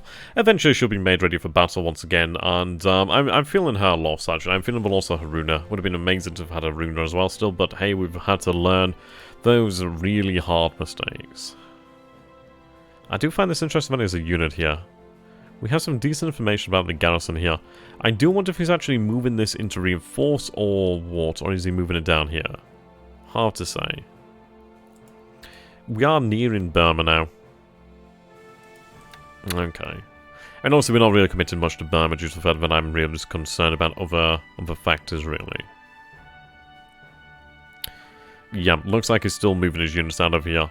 Which is understandable, but the thing is, if he abandons Chengchao and moves over here to Luoyang, he may not even have the actual fortifications that he did have here at Chengchao. And I'm happy to not fight for it, I'd rather just take it, that's fine by me. This rail line will be open in a couple of days then. I'd imagine in about a week or 2 we'll actually have this rail line open, which is going to be very important, because at the end of the day, his biggest way of delaying me was to have this rail line closed shut. And it will be opened once again. We will have to take Nanyang to actually ensure this, well, rail line remains open. I need to stop him from using a road network to get here quickly. We'll obviously retake Xinjiang next turn. So let's set that up. Be careful using ASW ratings to identify quality of ASW crew experience. Oh yeah. Oh yeah, exactly. And I'm just using it as a very fast and dirty. But you are absolutely right. Right, we'll go for a shock attack here then. Shock and awe. Okay. What's our progress here? Yeah, we should be there maybe by next turn, actually. And I could always launch, well, I could always, like, let loose the Dogs of War, aka the actual armor. Yeah, Congo is going to survive until the end of the war. Ideally.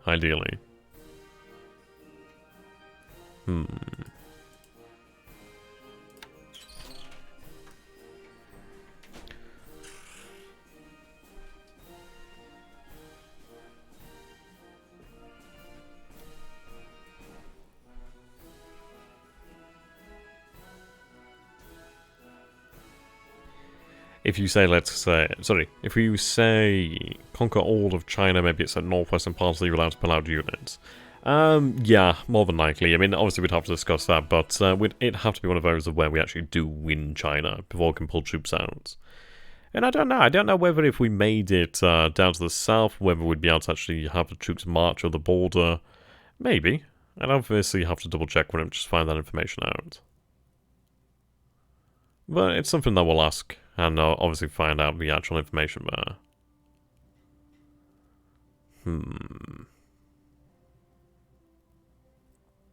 We'll find out on that one. Yeah, if you don't say, can you how? Yeah, exactly. Right. We are on the way to Kukong. We obviously did have a delay here, as we accidentally did send them everything over here. And, yeah, it was a little bit delayed there. So obviously Canton is complaining about lack of garrison. But the garrison is heading back to Canton anyhow, so it's not too bad. Yeah. We'll look after them, don't worry. Okay, destroy minesweepers are here at Hong Kong. We'll take a look at the armaments in a moment. I think I clarify house rules with THG. Rule is usually cannot pull them out without paying PP. Not that you cannot take anything out at all. It's more than a typical... Yeah, yeah, okay. That's fine. I mean, if you could actually send me a example of a typical house rule, then Infinite, I'd be happy to take a look at that. And obviously, I mean, we're not like... I think it's one of these things. If it's our well, actually, it's my first play-by-mail game. It would be THG's second, so I suppose it's one of these things of where we're probably not as familiar with house rules as other people who've obviously played more games are. Yeah, but I can approach him about that. That's fine. We're just looking to try and make this like as fair as possible, really, as much as possible. Okay, so let's go ahead and take a look at the armament production. So if we go over here then to the industry, and when do nations capitulate? You have to take a certain amount of VPs. I don't think nations actually do capitulate. I think it's just a case that we have to neutralize them to such an extent that they are no longer a threat. So we'd have to take Juking. We'd have to really conquer China, or at least conquer it to such a degree that they couldn't do anything. Right. So at least as far as I know, let's take a look at this then. So our chart. Yeah.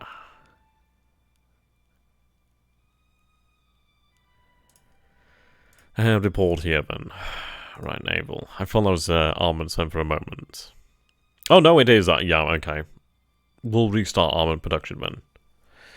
Ah, that's a shame.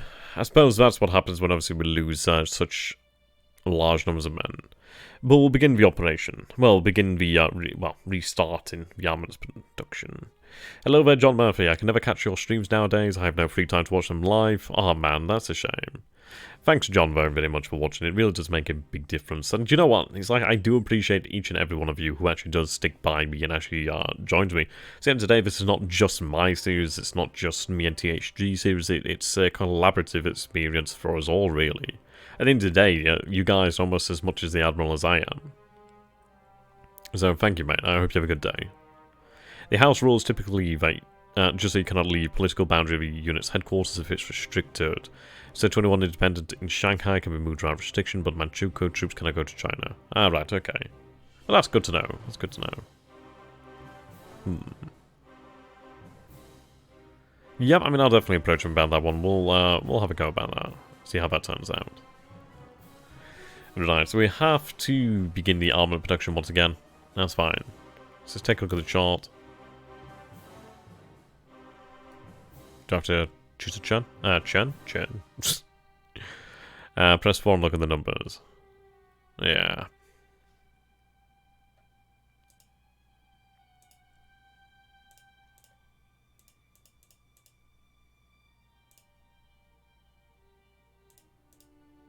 Yeah, okay. Obviously, we've not been producing armaments. We'll restart that production then. We managed to make it a couple days without having to use that industry, so I'm not going to complain about that. If we had important officers, I want to be made the air officer and encourage biplane production. You can encourage biplane production in hell. Yeah, you're quite correct. Okay, so air production, let's take a look over here then. Building. Build per month. Yep, the Oscar production is definitely eclipsed in value of the A-System 2.0 quite handily. You can see the A-System 2.0 production has actually begun to increase again, which is very good. So we're now up to 70k 43 1Cs per month, which is actually fantastic, so 2.33 per day. 13 of them in the pool, 16 A-System 2.0s here in the pool as well. Right, very good. And let's take a look. Warplan Orange. Yeah. Oh, god damn it. I mean, I do know that a lot of these numbers will have to stop at some point due to the fact that I accidentally did overexpand. Swordfish, TH, Gene, Sheep's Cloven. Yeah, pretty much. Okay. Now, what engine is it that the H6K force? Well, more important than the G4M1s. Well, even more importantly, the KA-21s. View engines. What the fuck do you use?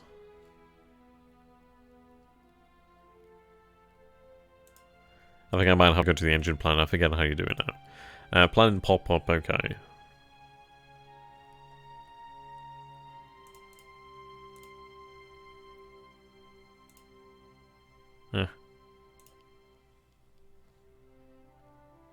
Right, KA-21. The Mitsubishi HA32. So still have many more engine plans to come online. You can see that we are really bottlenecked here at the moment with the HA32 production. We produce about 2.57 per day, but the thing is, it's like these actual bombers all require like bloody, well, 2 engines, at least.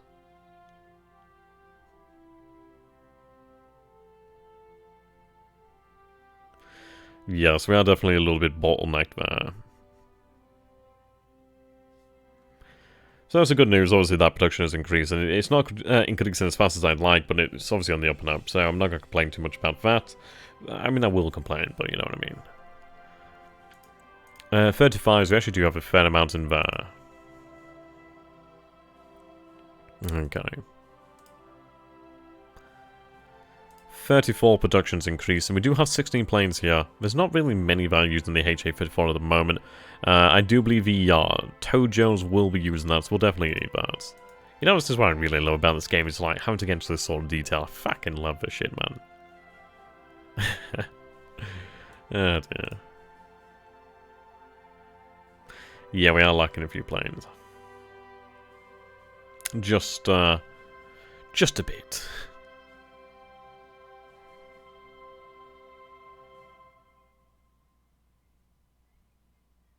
That's a good point, actually. I don't think we have any KA-21 1C production actually available to us. Thing is, we lost a lot of these bombers by bloody accident, so that really hurt, but oh well. Right, let's go ahead and take a look at the map like I wanted to a little while ago. So, search arcs is what we're looking at. So let's see here then, so 25%. Actually, we'll go down to about 50% there. Actually, no, make it 75. I'm feeling bloody spicy. Okay. Right, so these are the search planes out here from Funafuti. So, we can see that we do have a decent amount of search capacity out here. We can probably discover something in this general area, give or take. Now, I think we are going to have to... I mean, it might be worth it. I think at the end of the day, we have seen those troop transports, and they have more than likely just arrived here this turn.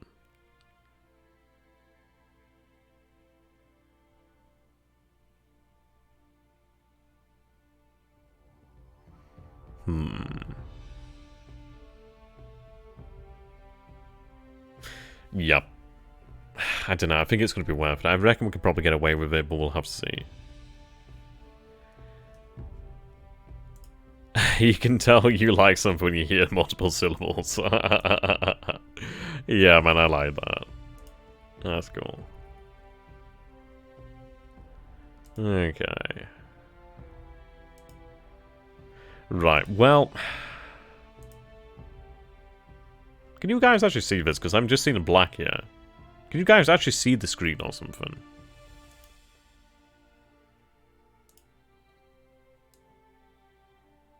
Can you... I mean, I don't know. Can you guys just confirm that? Because I'm not seeing anything on my end over here. So I don't know if you can actually see this. Huh. That's weird. Does it show the game?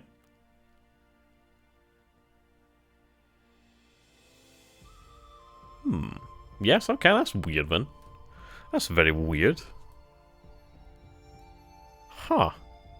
Yeah, I mean, this is all I'm seeing on my end. Like, that's all. It's a little concerned, but okay. But yet here I can. Okay, well.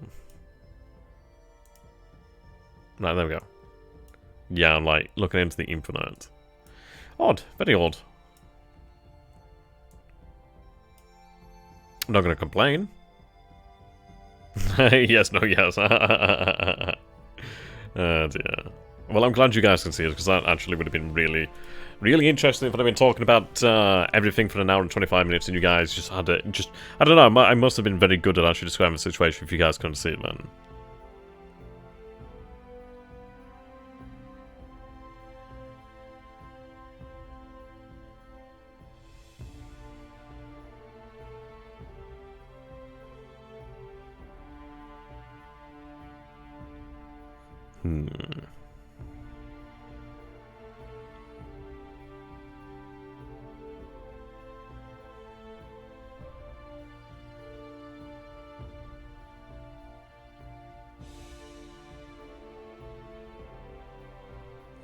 Right.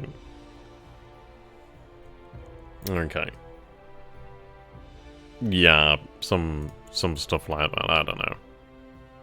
Your entire audience is actually blind. That sounds like a bloody, yeah, it's like an M. Night Shyamalan. Shyamalan. You know I'm on about M. Night Shyamalan sort of twist, isn't it? It's like, oh my god, turns out you're actually blind the entire time. Okay. Let's take a look at this then. So as you can see here, roughly, I mean, what I wanted to take a look at is actually over here in north. So we do currently have some capacity for search out here in Midway. You can see that these are obviously this is obviously the A13A1. I think it's the Jake. Yeah, but that's the AMCs out here. We also do have the one, if it's actually operational out here at Midway. We can see that we actually do have the one plane here from Wake if it was even active this turn. But you can see here we do have pretty good overlap on the range. I mean, we are going to detect him roughly out here. So we might have some indication of his approach if he is using carriers about roughly halfway from Johnson Island. Which is actually very good. I mean, it's actually very handy to have at least some knowledge of what is to come, so yeah. I'm happy with that. We'll take a look at actually transferring the G4 squadron out there this turn, perhaps. Okay, so let's go ahead. We have to restart our armaments production. Unfortunately, the grace period is over, but we might actually be able to build it up to a degree where we can actually stockpile again and then go from there. Okay, so let's see here then. So, armament production. As you can see, this has been offline for a long time. We are going to restart it again. Yeah, you can see this number increasing here.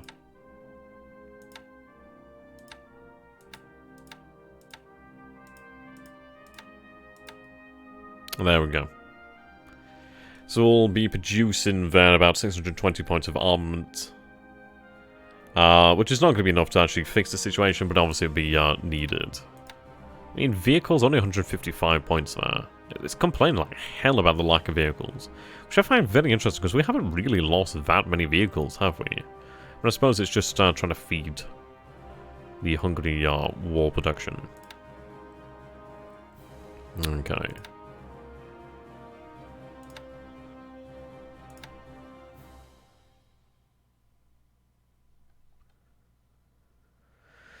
Yeah, obviously there's a lot of production here that has been damaged, but I'm not going to repair that yet, and also here at Brunei. Can't afford to waste those resources there yet. Same again. Interesting, we're not producing here, so let's turn that production on. So supposedly the production was off, but we'll turn it on if we have that capability. It was on over here. At Bangkok? Oh, seems like even it's expanded at Bangkok and it was damaged at Bangkok. I'm sorry, but I like to say Bangkok. If you see an enemy carrier force, you could transfer key to Butai's exit some 2-0s to Roindaman or escort your netties. Yeah, well, I mean, that's something I've been considering for quite a while now, actually. And this is it. We do have the exits some 2-0s. I mean, you are quite right. I mean, this is it. We could actually transfer at least a squadron out there. At the end of the day, a single squadron could make all the goddamn difference in the world. Even just the cargo squadron. Just a couple of them. Just a couple. At the end of the day, if we actually do transfer them back to KYJ, they could actually reinforce as well. So that's always a thing to bear in mind. Indeed. Right, well, we have a lot of potential. But I think we definitely need a squadron of bombers out here awake. I'd say so. What we're going to do here as well is actually take the G4M1s. We're going to have them on a naval attack mission now. I'd love to actually say point them in a direction, but due to that I do not know which direction he could potentially approach from. We are going to... Oh god, we need more G4s. I mean, the engine production really is holding us back there. I mean, a lot of these engines are going to the K21s. Zeros are useless. Indeed. But yes, right, let's go. What are we looking at in terms of fatigue here? I mean, we do have a fair amount of fatigue on the actual aircraft here, potentially, but we can make it. If we try just the 0 ones. Right. 8,000 feet. Maximum distance.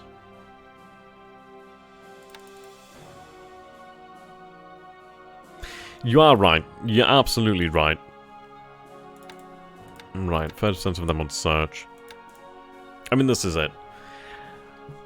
I know I'd lose a lot of bombers. I absolutely know I would. And that would be costly. The only reason I could justify that is if we actually made it through and hit his carriers, then at least we'd actually be able to hit that. Well, accept that to a degree. I mean, well... maybe it is worth it taking a squadron back.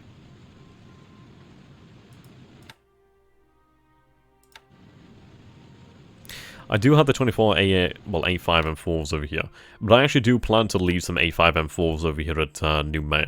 That's going to be the plan here, just leave a couple of them behind to actually run. Well, just to be the actual fight protection out here. I mean, obviously they're not going to be doing too much, but at the end of the day, it would be worth it to have some sort of fight protection out here. At least it would give me, yeah, some ability to fight back.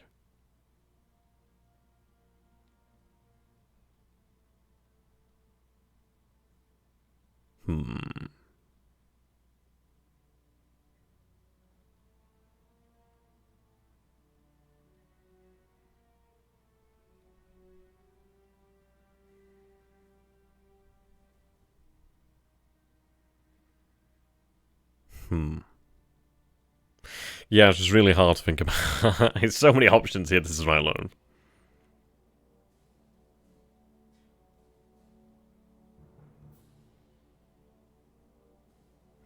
Right. If you had an idea, he might meet you in New Caledonia. If you see one halfway from Johnson, though. Possibly. I really doubt he'd actually challenge us down here. Granted, he's going to have a 4th carrier by now, but even then, he's not going to have the flight experience. We've lost a lot of our good pilots, don't get me wrong. But we still have sufficient a number of A6 and 2-0s, and we have some additional A5 and 4s to reinforce us here at the moment, which is like, what the hell does that matter? But it does make a difference.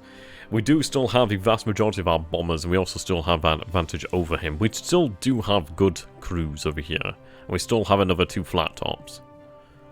We also do have a number of battleships in the area and a number of heavy cruisers in the area as well as light cruisers and destroyers. So we do outnumber him. So he would be crazy to still come down here. He might do it. I mean, I wouldn't expect him to do it, but he might do it. It's going to be an interesting one to really see. I do think that he's actually deployed his ships out at sea here to actually try and confuse my submarines here.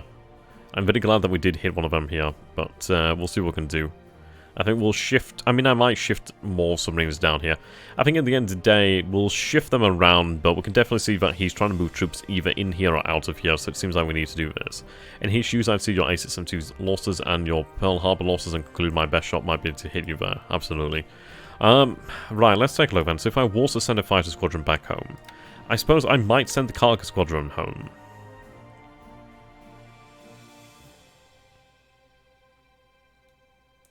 Right, let's take a look here then. So, we'll do this as a theoretical for the time being, but what I'm thinking here is actually send the cargo squadron home.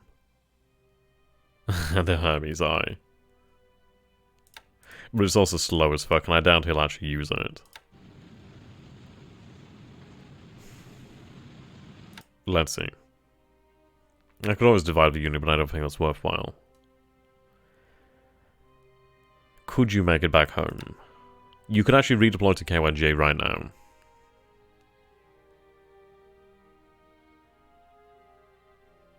Roynamare does actually have some support here. That's quite good.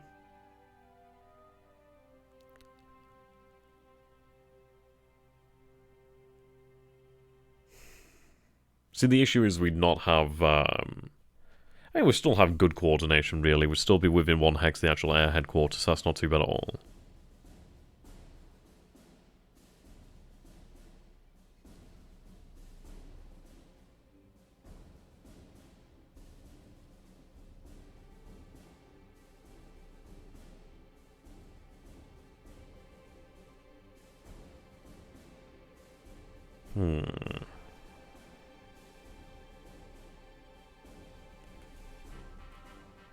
Do not do it this time. I'm just saying, I know your fighter groups are in low, yeah. Maybe shift them right before your main force hits that target. You don't want to show your hand too early, perhaps. Remember when a flat top was a haircut? I like that one. Yeah, I mean, one of the questions, I suppose one of the things to bear in mind is as well that we'd probably be able to actually, have some of the A672s actually transferred back to that squadron. I think it'd take a week. I think we'd have to expect them to be here about a week. They'd probably be here a day before they were even usable, or even 2 days, but we'll see. I think we just need to increase the amount of H6Ks out here.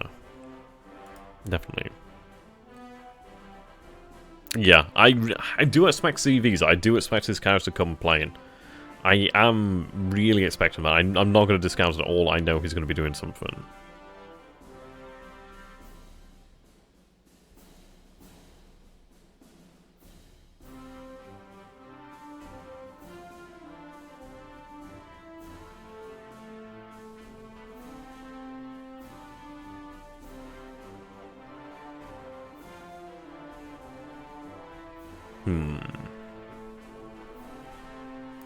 We do have some support here. Actually, yeah, right, we are over capacity. I mean, this is because obviously I did transfer the L3Ys out here. To be honest, I did expect them to be able to be used, but the thing is we can't actually use them to transfer troops from Roynamare to Tanawa due to the fact that there's no actual airfield here. But the good news is we do have increasing numbers of engineers here, so the airfield will be built pretty quickly. Right, the additional destroyers have arrived back home, that's good news. We'll put them into port for now. We have Kotori over here. I'd like to get Kotori used again, ideally soon. Yeah, we are unloading additional engineers over here. Let's see how many more yet. Just one single support there. 2 SLF squads there. Then they'll be ready to go. Another light cruiser is going to be very handy. Issue is the lack of fuel out here. Huge lack of fuel, but we'll be able to make up for that. Cruiser mine layer. Have you just disband for the time being? I could have the cruiser mine layer actually try to lay down some... the H6KL is over here. They're actually transferring the elements of the 6th base force from Roynamare down here to Tanawan, actually. They've been doing it for the last couple of days, but obviously it's going to take a while because there's only a few of them. Right, we do have some fuel over here that has been unloaded at Tanawa. A little bit more supply here. But you've actually finished unloading, so that's fantastic. And you're pretty good. Pretty good endurance, pretty good speed there left. Very handy, actually, could really use that. Okay, so... let's take a look then. So, Tarawa has a decent amount of aviation support. Really good. Decent amount of support then actually available, which is quite good. Supposedly require more, but it's not far from. There's an increase in numbers of base force arriving here. So you can see here that 237 infantry, 98 other troops, 12 guns have arrived here so far. A decent amount of AA. Not a bad amount of AA. It's not going to be anything doing much, but at least it's something in the way of AA. Okay. I think what I'm going to do here then, let's see. Right, I've increased the size of this unit here. Right, unit order of battle, Patani. Yeah, I'm still wanting the H6K force from Patani. I really am just going to transfer all the bloody seaplanes out to the Pacific. I know I'm going to be hurting out here, but I really think they are going to be worthwhile out that way. I just wish they'd reinforce them. Yes, I do need to put a pilot in there. Before you said, I know, you son of a bitch, I know you were going to say it. So I'm going to beat you to it.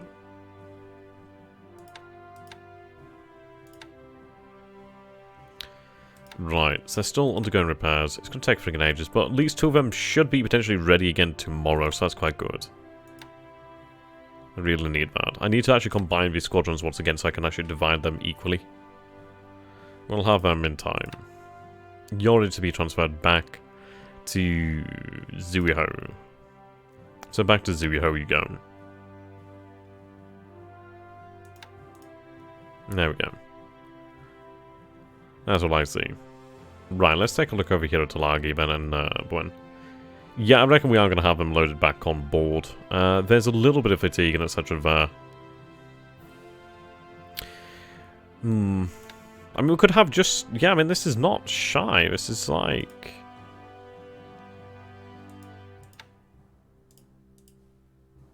Yeah, it's not bad at all, actually, you know. That's about 1,000 infantry and plus their support elements. So something like 2,000 troops in total then, obviously only half of them being combat capable. Look at your group's screen to quickly see, and yeah, you're right. But yeah, I think we might have these guys actually made available to hit Comac. That could be very good.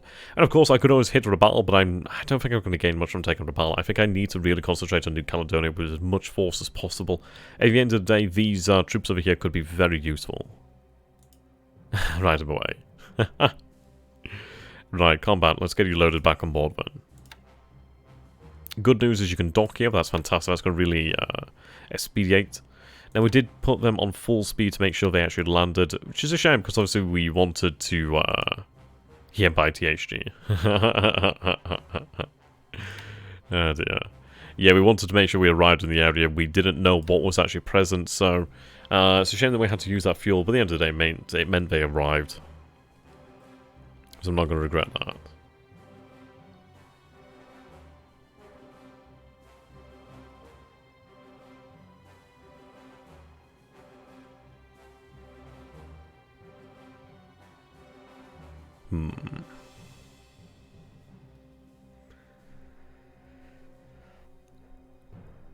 Right. Dock you in here as well. I'm glad that we can dock here, that's quite good. I mean, we do have a size 1 port, so that's not bad. We should be able to load back on board pretty quickly, so we'll get them loaded back up, and I think we'll have them made ready to hit Comac. I could just change the plan midway. I don't know, there's a part of me that thinks maybe to give them a day to rest. It might be worthwhile having a day to rest, perhaps.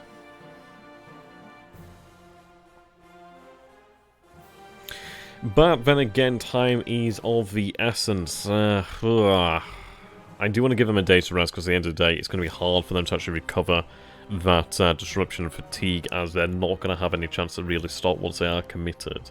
They either win the battle and then they can rest, or they don't and then they really don't have an opportunity to rest. At the end of the day, they are going to be doing an amphibious operation as well, so I kind of want them to be in the best shape, don't I?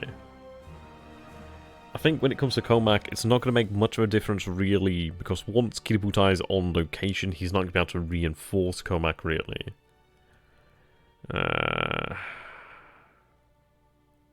We could even have these troops made available to land at Numea. Yeah. Yeah, you could have that. Sorry, yeah, 5 fatigue. Sorry, yeah, 5 disruption, 13 fatigue. That's quite a lot of fatigue, really.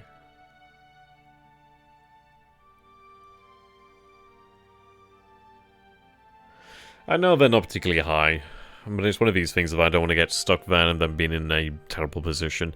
But yeah, I think we are. Yeah, I think we can go ahead and load them. It was a consideration, but yeah, we'll go for it. We'll load them back up, and at the end of the day, the time is definitely of the essence, isn't it? So get them loaded up. Verify. Lovely jubbly. The good news is they're actually docked here, which is really good. That's going to speed things up dramatically. It'll take a couple days for them to arrive in the area, but that's fine. An additional 1,000 men, well, obviously 1,000 frontline troops can make all the bloody difference. Not to mention the artillery and equipment, and obviously the support troops as well can make all the difference in the world. There we go. Accept load. Let's get going, guys. And if we take a look at this, we have, obviously there's a couple men on board now, 12 troops there. You can see that they have, well, these guys have no guns.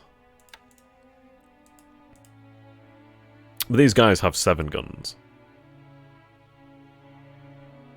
They'll go higher than that just due to the malarial zone. Okay, well, that's good to know then. I actually did wonder how the malaria zone worked.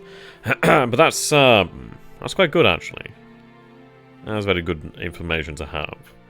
So we'll have them loaded. I mean, there's a couple guns here. I can really make use of that. So 1,000 odd men here. Obviously about 2,000, give or take, in total. We can have them sent down here to New Caledonia. I mean, we could have them sent either to Comac to actually secure their port there, which might not be a bad idea. It's not the largest thing, but it would actually help us to secure the island as I can move down here. But I'm not going to want to do that. I want to hit Noumea and take Noumea. I think in a,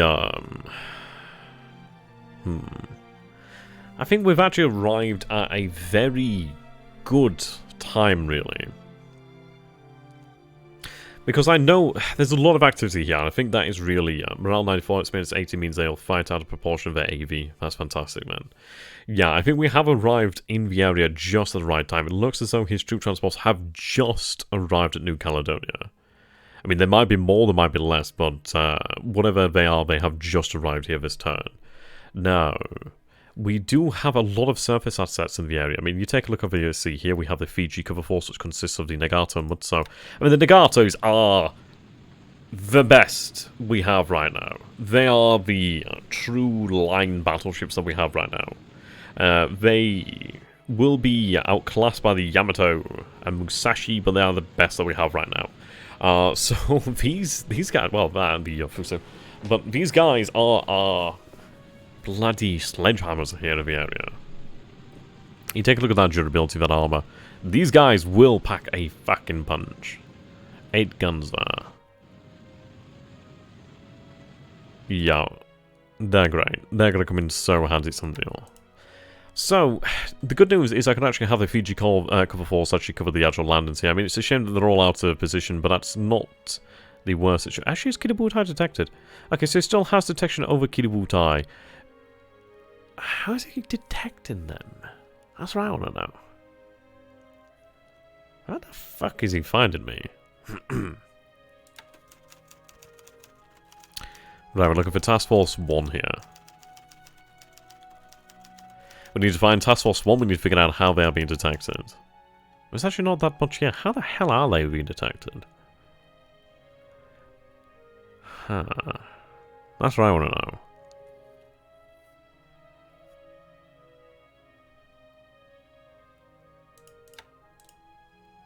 It probably will be some kind of, like, seaplane out here.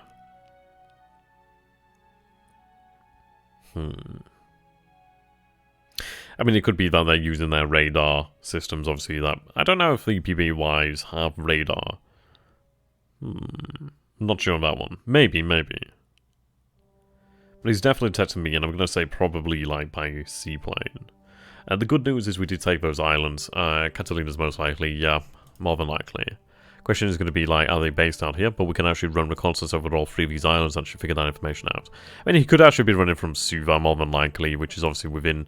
it's only 18 hectares away from Kiributai. So it's very likely they could be coming from there as well. I mean, it might be. It could very well be. As well from magic intercepts. Let's take a look at the combat reports. Yeah, look at all the ASW activity here. That was quite good.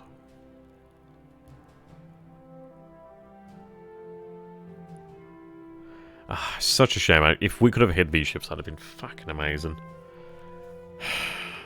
It's like... such a bloody tease, it's insane. Because I really, really wanted to have hit them, but we didn't have that luck.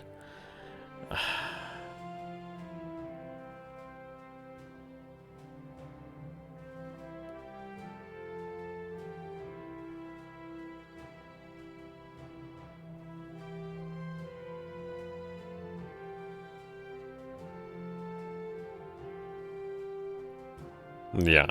Oh well, I can talk about that later.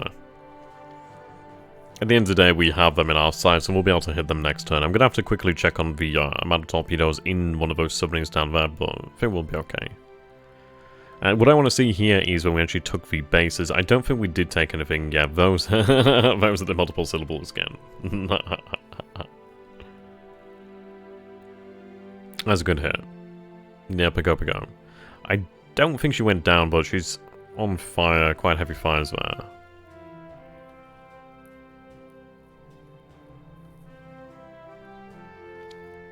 Yeah, I didn't actually expect us to take, Wu Chao.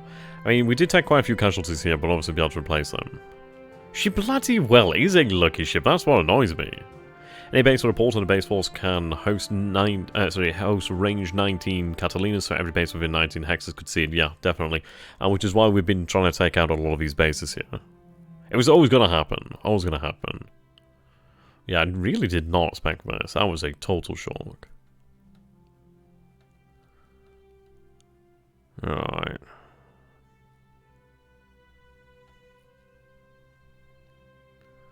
I mean, that hurts, but it was a shock attack. I mean, he did take about 50% casualties as well. Obviously, the poster was. There's a loss of equipment, though, that hurt. It's the fact that we were forced to retreat that hurt. We did have a fair amount of defense. It's just obviously we didn't have any, well, time to really dig in. The terrain and leaders were there, but yeah, preparation and experience wasn't great. So that's a shame. That shock really carried the day for them. But it did see them lose 119 casualties. Well, sorry, 119 squads, 84 disabled. So he can't do that again. He's lost a lot of force. Well, he could probably do it again. He did have a very powerful core down there, which I'm glad that we'll be able to actually hunt down and destroy, really.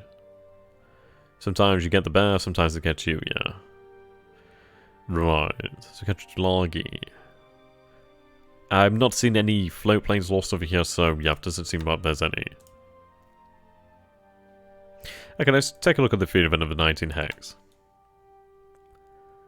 So, Suva, Nardi, Numea. I mean, they could be even from Numea.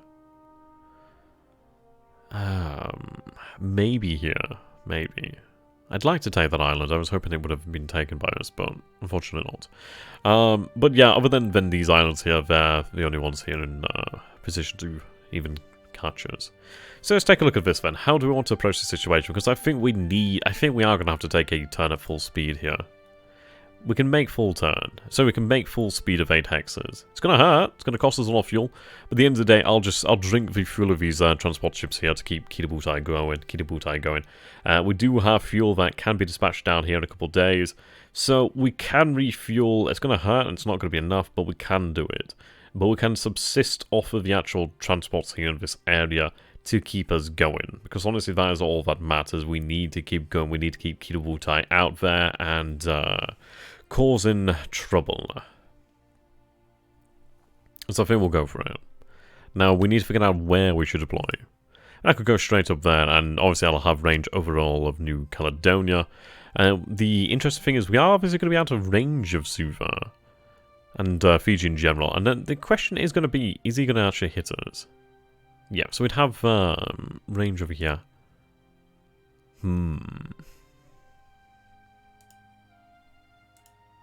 Let's see. 7.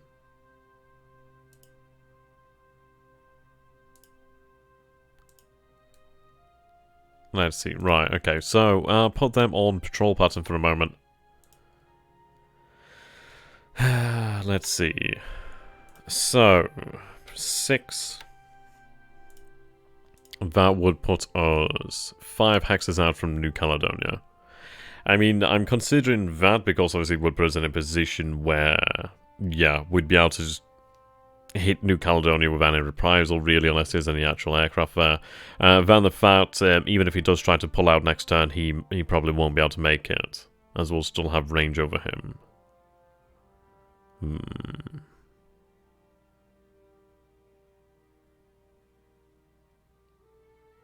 But then again, I kind of think that, no, I think what we're going to do is actually deploy about midway between New Caledonia and Fiji to a degree. Obviously be able to move into a proper position for turns to come. But at least in that way, we are going to cover an approach there from Fiji. We're still going to be within range of New Caledonia, so that's fine. I'll leave it to you guys. It's one of those, isn't it, really? Is it worthwhile to have full coverage over New Caledonia and beyond New Caledonia? Because we'll still have range on New Caledonia, don't get me wrong. Still will have range on it, but at least we'll be able to cover it out here as well. Which probably is for the best. As obviously then I could actually run... yeah, let's see. He sees you where he's sending... Where is he sending the ships he has to get out before you can get there? Well, this is it. Right, 7 hexes there. 13 hexes, let's see. Just trying to find the best position. I do want to deploy you. Might be worth it about there. Let's see. Try 1 or 2 hexes there. Yep, that's stream range there. And just outside of range of Nardi. Okay, so I can't really be in a position to strike Fiji at the same time. So what we'll do then is we'll head for about here, well, between these islands.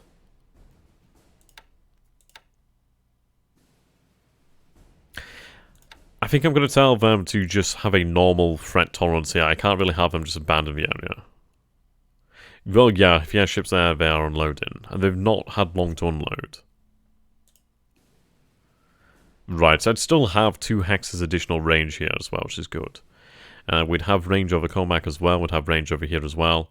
So we'd have range over the entirety of New Caledonia, which is fantastic.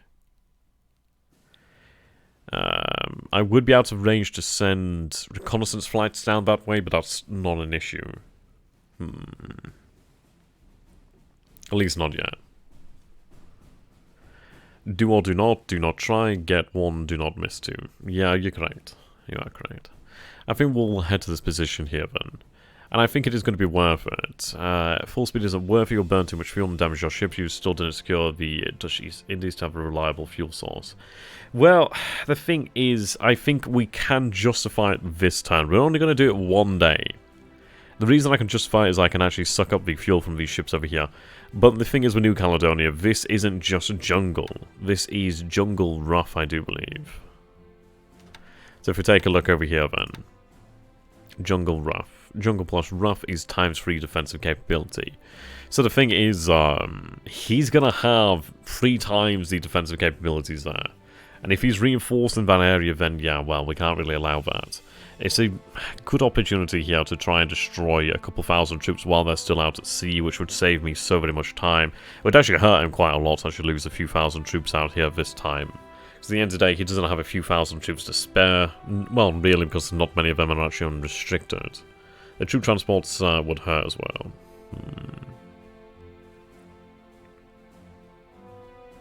I don't know, I think we can justify it.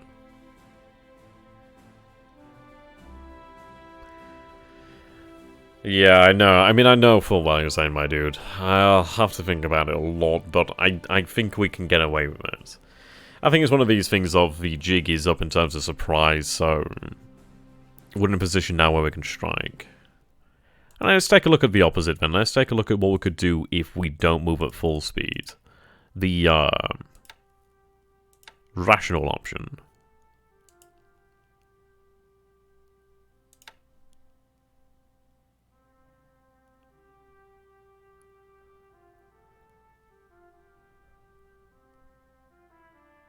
Fiji's actually direct path to New Hebrides means you can get closer to Fiji than Numea.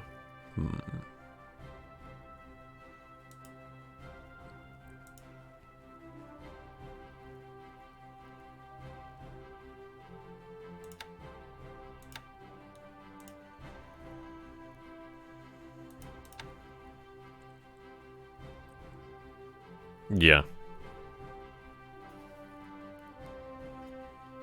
Yeah, well, this is it. If he has a if he has a decent force at Noumea, we are going to be in some pretty troubling times. See, we're just outside of range there. If I had something that was a little bit more, I mean, I could hit Comac, but I can't hit Noumea. I think we have to go for a single turn at full speed here. I think at the end of the day, we can't allow there to be a situation of which we're struggling. We do have Hiei and Kirishima to drain fuel from, but I'm going to say drain it from the actual transports nearby. I think we have to.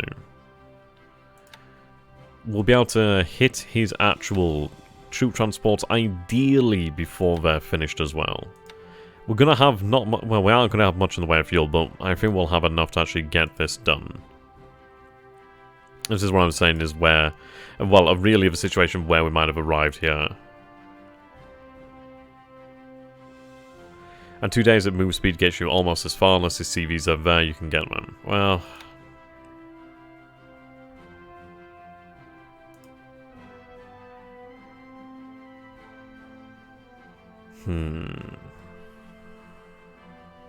The old bull and the young bull. Oh dear.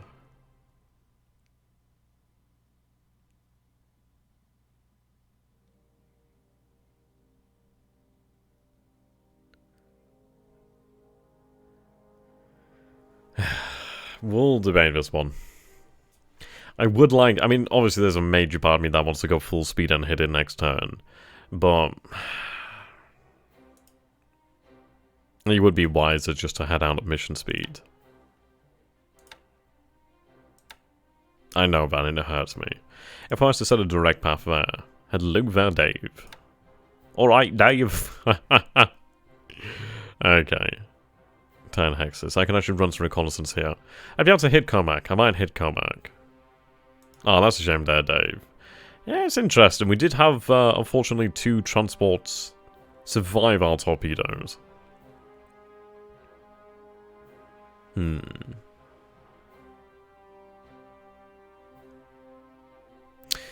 Okay.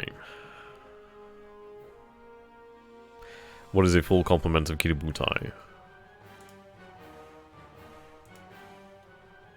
As in warships. So we have the 6 fleet carriers here. Obviously they sustain damage from me running around the well, Pacific at full speed for too much, and yeah, I've learned that lesson. Yeah, Kirishima. 3 heavy cruisers there, light cruiser, seaplane carrier, a couple destroyers. Alright, Gov.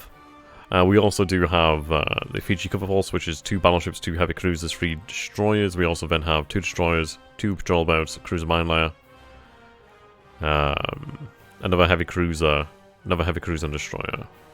The other question is, what does he expect you to do? You should do the opposite for all of his plans. Yeah, I suppose so. I know. It hurts. It really hurts because I want to go full speed. Necessary ships like some BBs and heavy cruisers, yeah.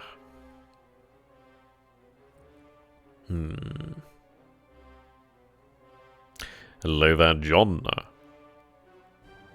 Yeah, we're going to be going for a few years, so don't worry about that one, my friend.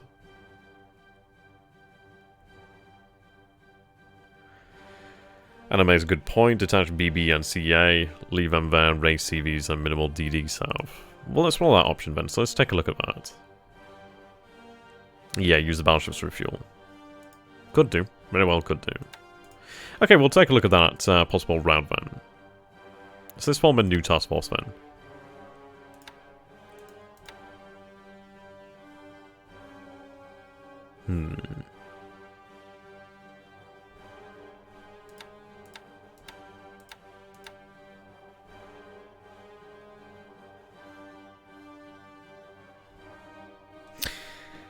See.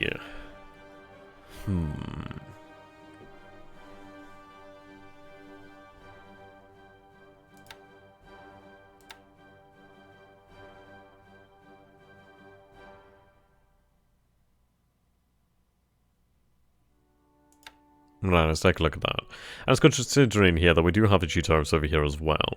So, I do have 24 search planes available here. Most of them being, well, a fair few of them being A13As.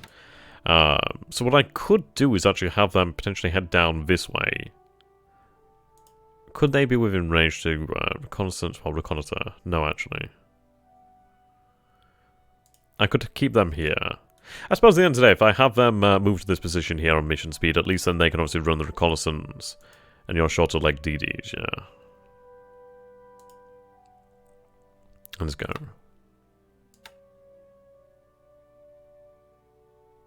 So what, the 3,000? Yeah, I suppose at the end of the day we do need some destroyers here just in case.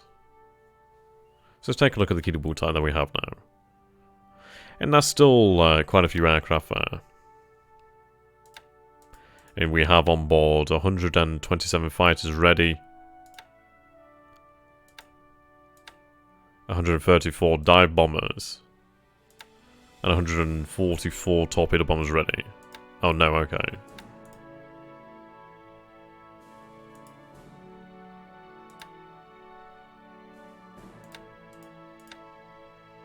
Ah, like these guys. I mean, do I drop cargo? I could drop cargo. Like, let's see.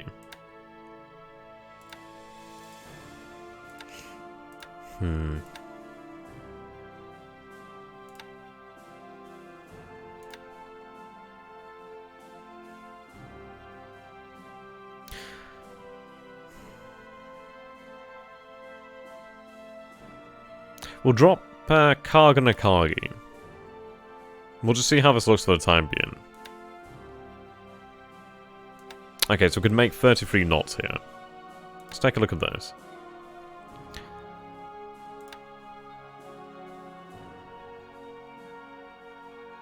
You're still making only 4 hexes here. But you do have even more movement available to you.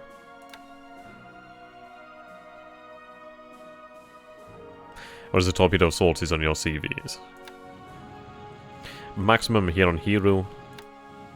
Soru's max. Shokaku's max. Zuikaku's max. Hello there, Cursor. How are you doing there, my friends? So the 4 carrier strike force of Hiru, Soru, Shokaku, and Zuikaku, they are at 100% torpedo. Let's actually take a look at the sorties max, max, max. Max.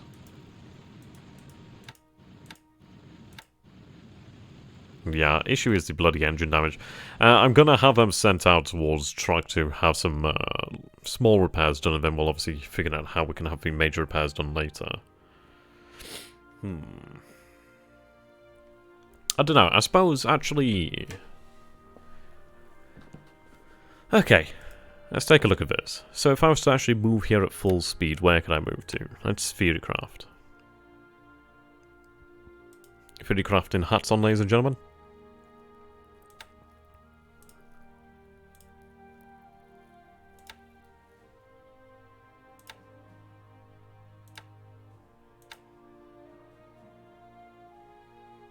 Because we can obviously have them moved here to actually support each other. They're still going to be within range of aircraft to look after each other. Doing fine, just got my Balkan service medal today. Ah, congratulations, man, my friend. A bit of alcohol was involved.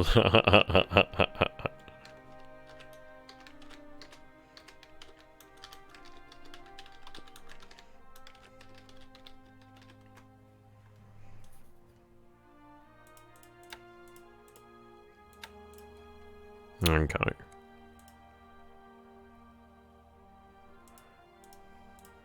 So from this position here, Numair's 8 hexes out. Nardi's 11 hexes out. 7, 6, 5. But if I go from this position to Luganville, that's 7 hexes. So within range to actually support each other, aren't they? Question is, rather than heading over here to Luganville, would we head down here towards the Fiji Islands. But then again, we're not actually making any gain there, are we? Might as well continue down here, down the New Hebrides. I think this might be the option that we actually take a look at. It's actually a very intriguing option. It's one of those that I'm actually thinking, okay, well, maybe this actually could give us the best of both worlds. And, it is an interesting option. I don't know. What do you guys think then so far?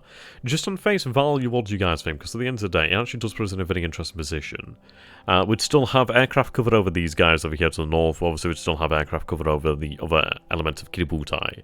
Kiributai would be running really quite fast and loose. So we'd have to be,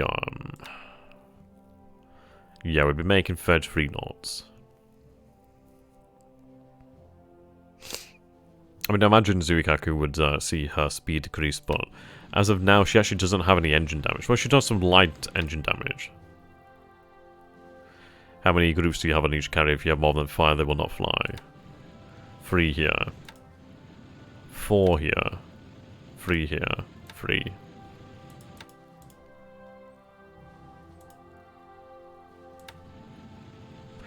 Karg is fully ready to go.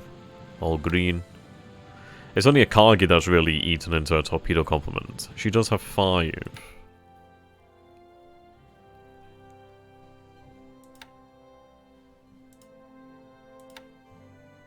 And you're on board Soru.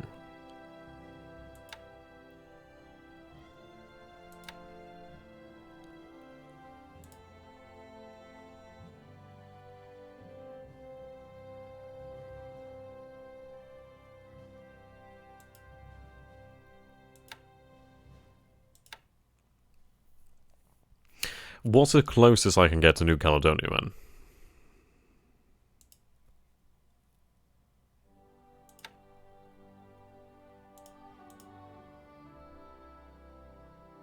I think it appears to be about 5 hexes.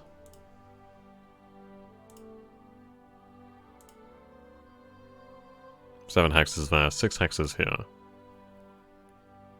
How many Cheetos? Oh, that's a good point, actually.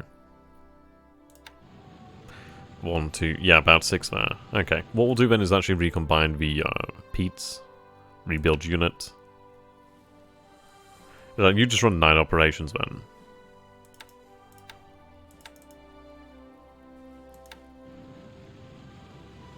Yeah, that brings us to 5 then. Right, reconnaissance. Over at Luganville again.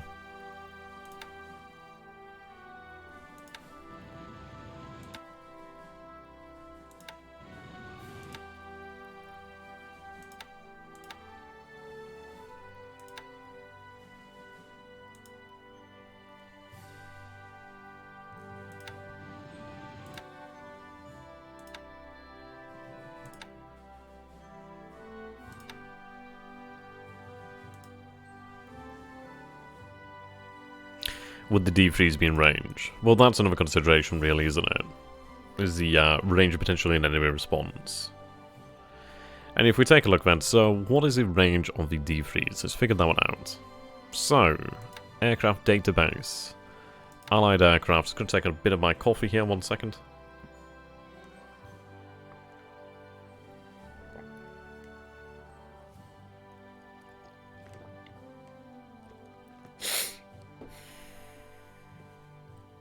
You have to assume that his ships are going to be moving max speed away. Yeah, that's true.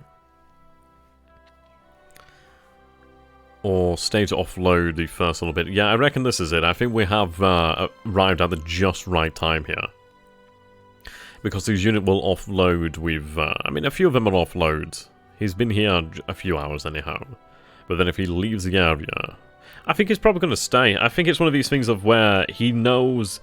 the likelihood of him getting out there with his ship surviving is quite low. Very low, really.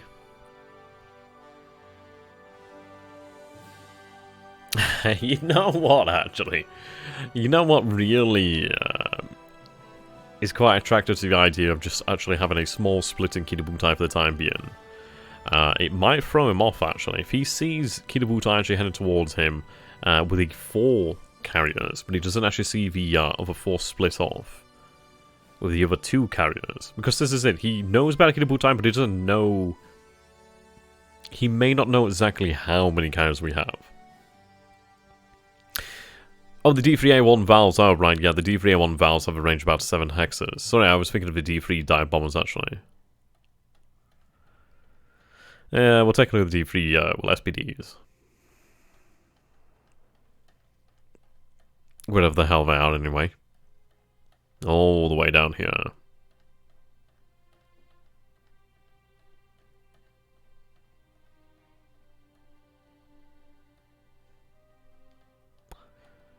Ah, I just probably missed them, haven't I? Ah, there we go. Right, so it'll be SPD3. Oh no, is it SPD2 that we saw? Okay. So we can see they have a range of 7 hexes on extended, and normal is about 6, okay.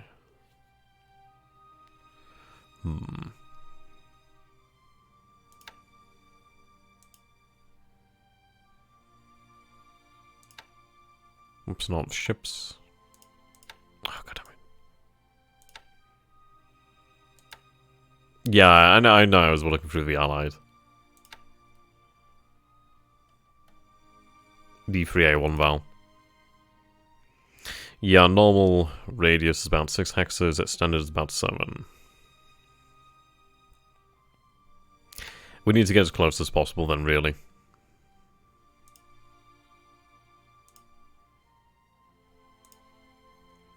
So it looks like 4 hexes is the best we can make, yeah. Hello there, Cursor. So, your question, what ships are we hunting? Well, the ships we are hunting are the 2, there's 2 troop transports here. That, unfortunately, our submarine did bloody miss. And actually, speaking of our submarine, I-171. She still has the torpedoes to go, so that's very good, man. So she can obviously still attack. Absolute. And she's patrolling here, so obviously if something leaves, you'll have a go at it. Obviously she does have her guns as well, so that's quite good. Yeah, so I think what we're going to do then is go for as close as possible. So that's the current position, which puts us 5. I could move there, which is about another 5.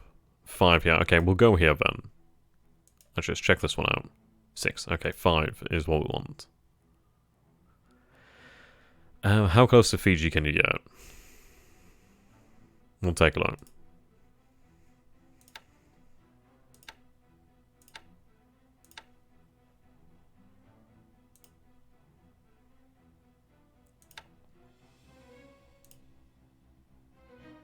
If I went this way, I'd be within range to strike at Suva. And of course, Nadi.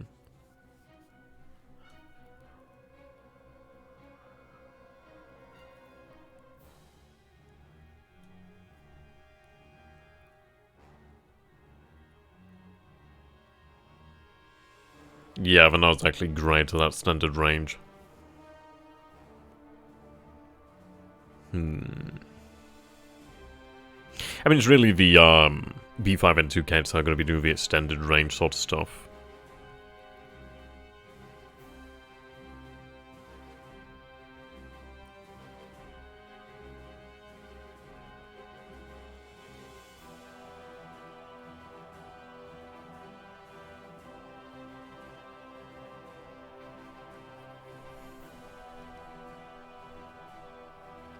And I suppose there's always the possibility that we run full speed on both carrying forces, perhaps, as that would put us within range of New Caledonia and Fiji, which is another option.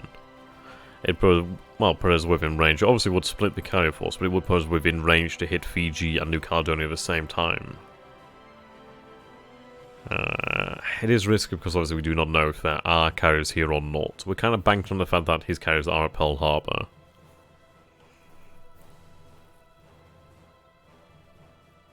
There's plenty of targets out here. We don't know if he actually has any actual air assets in the area, though.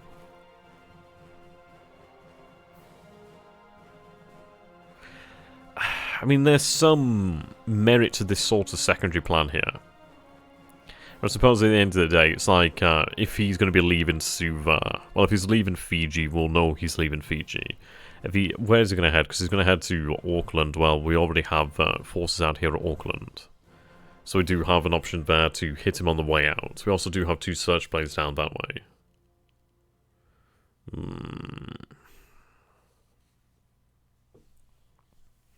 I'm still leaning towards having the mission speed then to Luganville. At least that does give us a maximum protection over our forces here.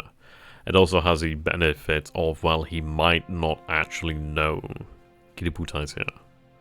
I think I'm actually going to detach the smallest landing force here from the new air landing force from Task Force 89. Are we entering a critical few turns here? If Numair falls, turn out hike up Banzai. If you fall, that'd be cool. Yeah, I mean, this really is quite a critical point in time here, because at the end of the day, it's really incredibly exciting. Because it's like we have received scant few pieces of information to suggest where his carriers are. We know he's only just figured out where our carriers are. At least we suspect he's... I mean, obviously knows about where our carriers are. He's had two turns of detection, so he's had detection over us for about 2 days now. Only 1 day to actually respond. So he's only known about the carriers at Duff Island, so... It's hard to say. I mean, it's like the best case scenario is he would have actually thought, okay, maybe they're headed down here towards the Solomon Islands, perhaps. And this is it. He's going to be reacting everywhere right now. There's a lot of activity right here. Another possibility is to send your cruiser south to try and kill them and keep Kiributai north. Maybe. Maybe.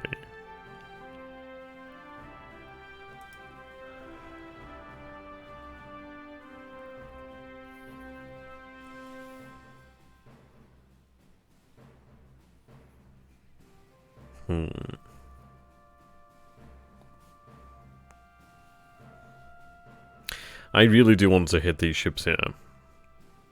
I mean, there's severe storms over the target, which obviously doesn't help us right now. And there's a lot of there's a lot of cloud covered out here as well. So it's not even guaranteed that we'll be able to hit them through the storm.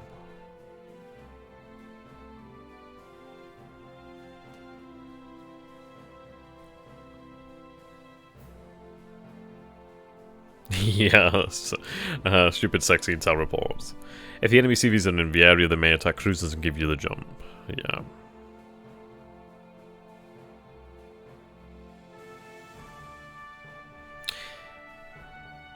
I mean, this is it. It's a very...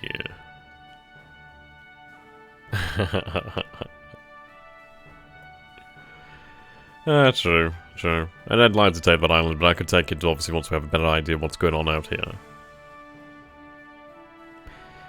I suppose the other benefit of, well, being within range of New Caledonia is I could then actually launch reconnaissance over the island and actually get an idea of what we're dealing with.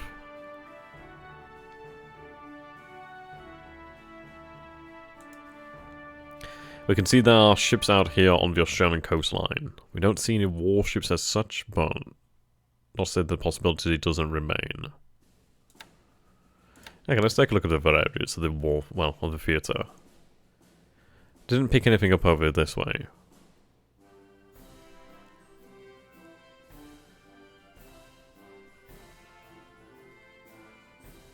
There's a fair amount of troops up there.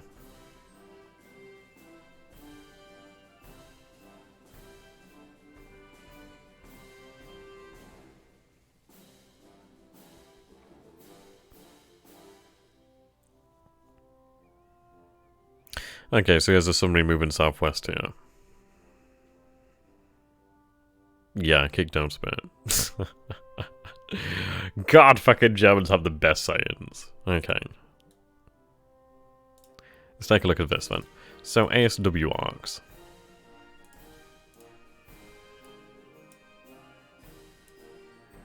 Okay, so obviously this is the ASW from the carriers. Now this is it, we don't have a full network here. I think Canada is in place, we have it around the main islands.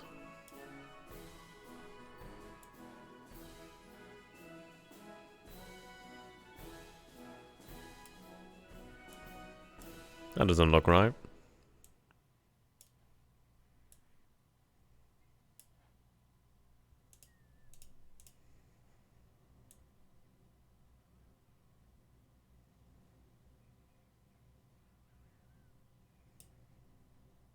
So I lack information over this area. But the Singapore Express is moving down south now. See, he doesn't know where these carriers are right now, so that could be quite an interesting opportunity here as well.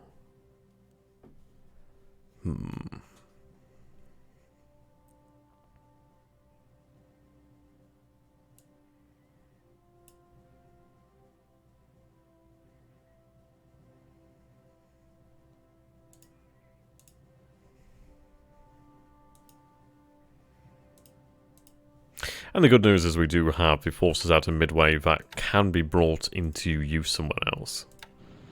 This is like 2,000 odd men, but I can do a lot with 2,460 men. I can do a lot with that. Right, we do have another aircraft tender over here, the Kamikawa. Now, the good news is she's heading down south. We'll use her probably out of one of these islands out here. I mean, ultimately, I'd like to secure Norfolk Island as well, to try and neutralize the threat from Auckland.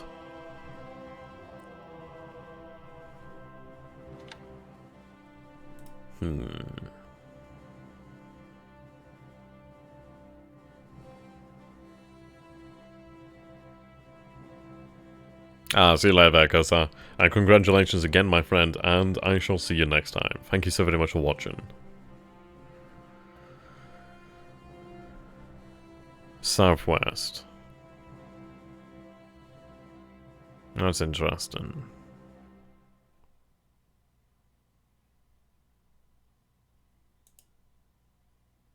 Right, we have another oiler out here, the Euro. I can have the Euro actually dispatch south ASAP. I do have my patrol boat there for the time being. Yep. Okay, so we have a few thousand, couple thousand units of fuel, a few days away from Kitabutai, so that's not too bad. Question, as for a start on a ground campaign, would it make more sense to start an allied campaign as you have a bit more time to learn the stuff where you need to hit hard and early as the Japanese? For me, I always like to learn from a deep end, so I'd say just going for the deep end, because at the end of the day as the Japanese, you are going to make mistakes, and that is probably the best way to learn. But I mean, obviously it depends on what you like. At the end of the day, do what you enjoy. If you enjoy the Japanese, play the Japanese. If you enjoy the Allies, play the goddamn Japanese Allies. But just do what you like, man. But I'd say go for the deep end, really, because that's where you learn. At least that's where I learn.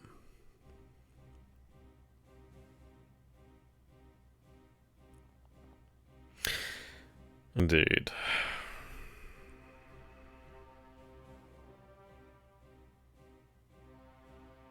I think what we are going to do here, then, is we're going to cut the stream about here. And then we have well, obviously we know what we're doing next turn. Well, next stream. But we have to make a few decisions. And I'm going to give people some time to think about that.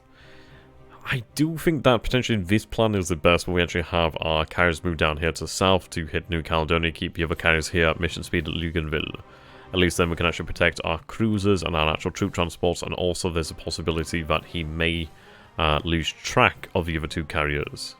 Yeah, the Japanese allies. What is this horse mine for? Indeed.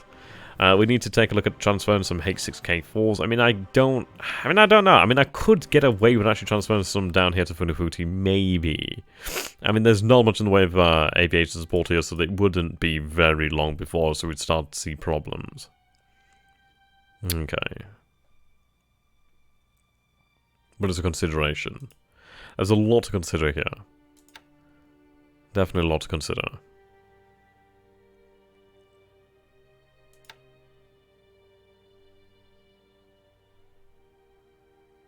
I've been missing a lot of things out here, and I need to figure out where the sea lanes are.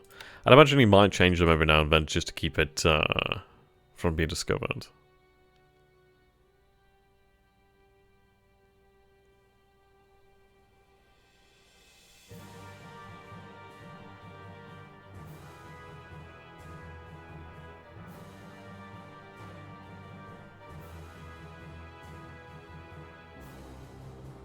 Alright, there they are. I was a little bit worried then.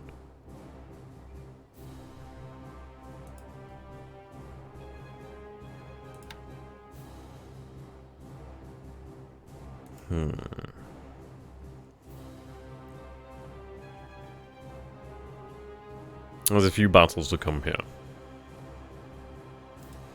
Okay, so that is the airborne forces that are going to come in quite handy for actually taking the Dutch East Indies.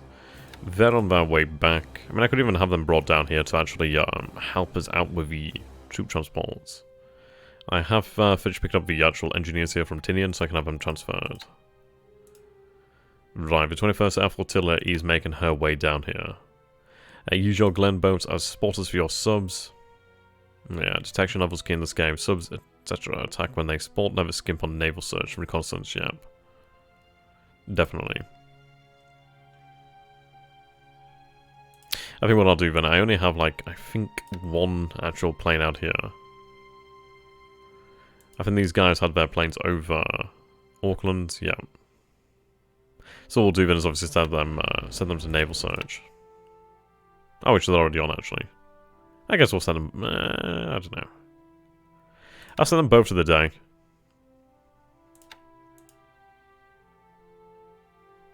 Yeah, 6 hexes outside US port and patrol zones. This is it, we are lacking a lot of actual aircraft in places where we need them. But yes, until next time, ladies and gentlemen, thank you so very much for watching. I hope you have enjoyed part 1 of Turn 25. It has been quite exciting, actually. Still quite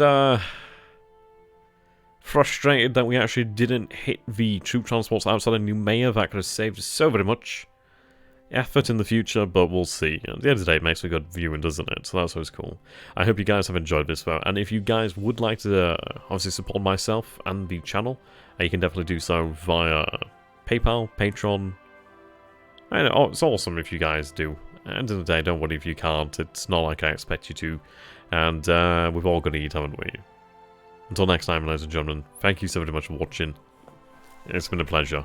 Until part 2, goodbye for now.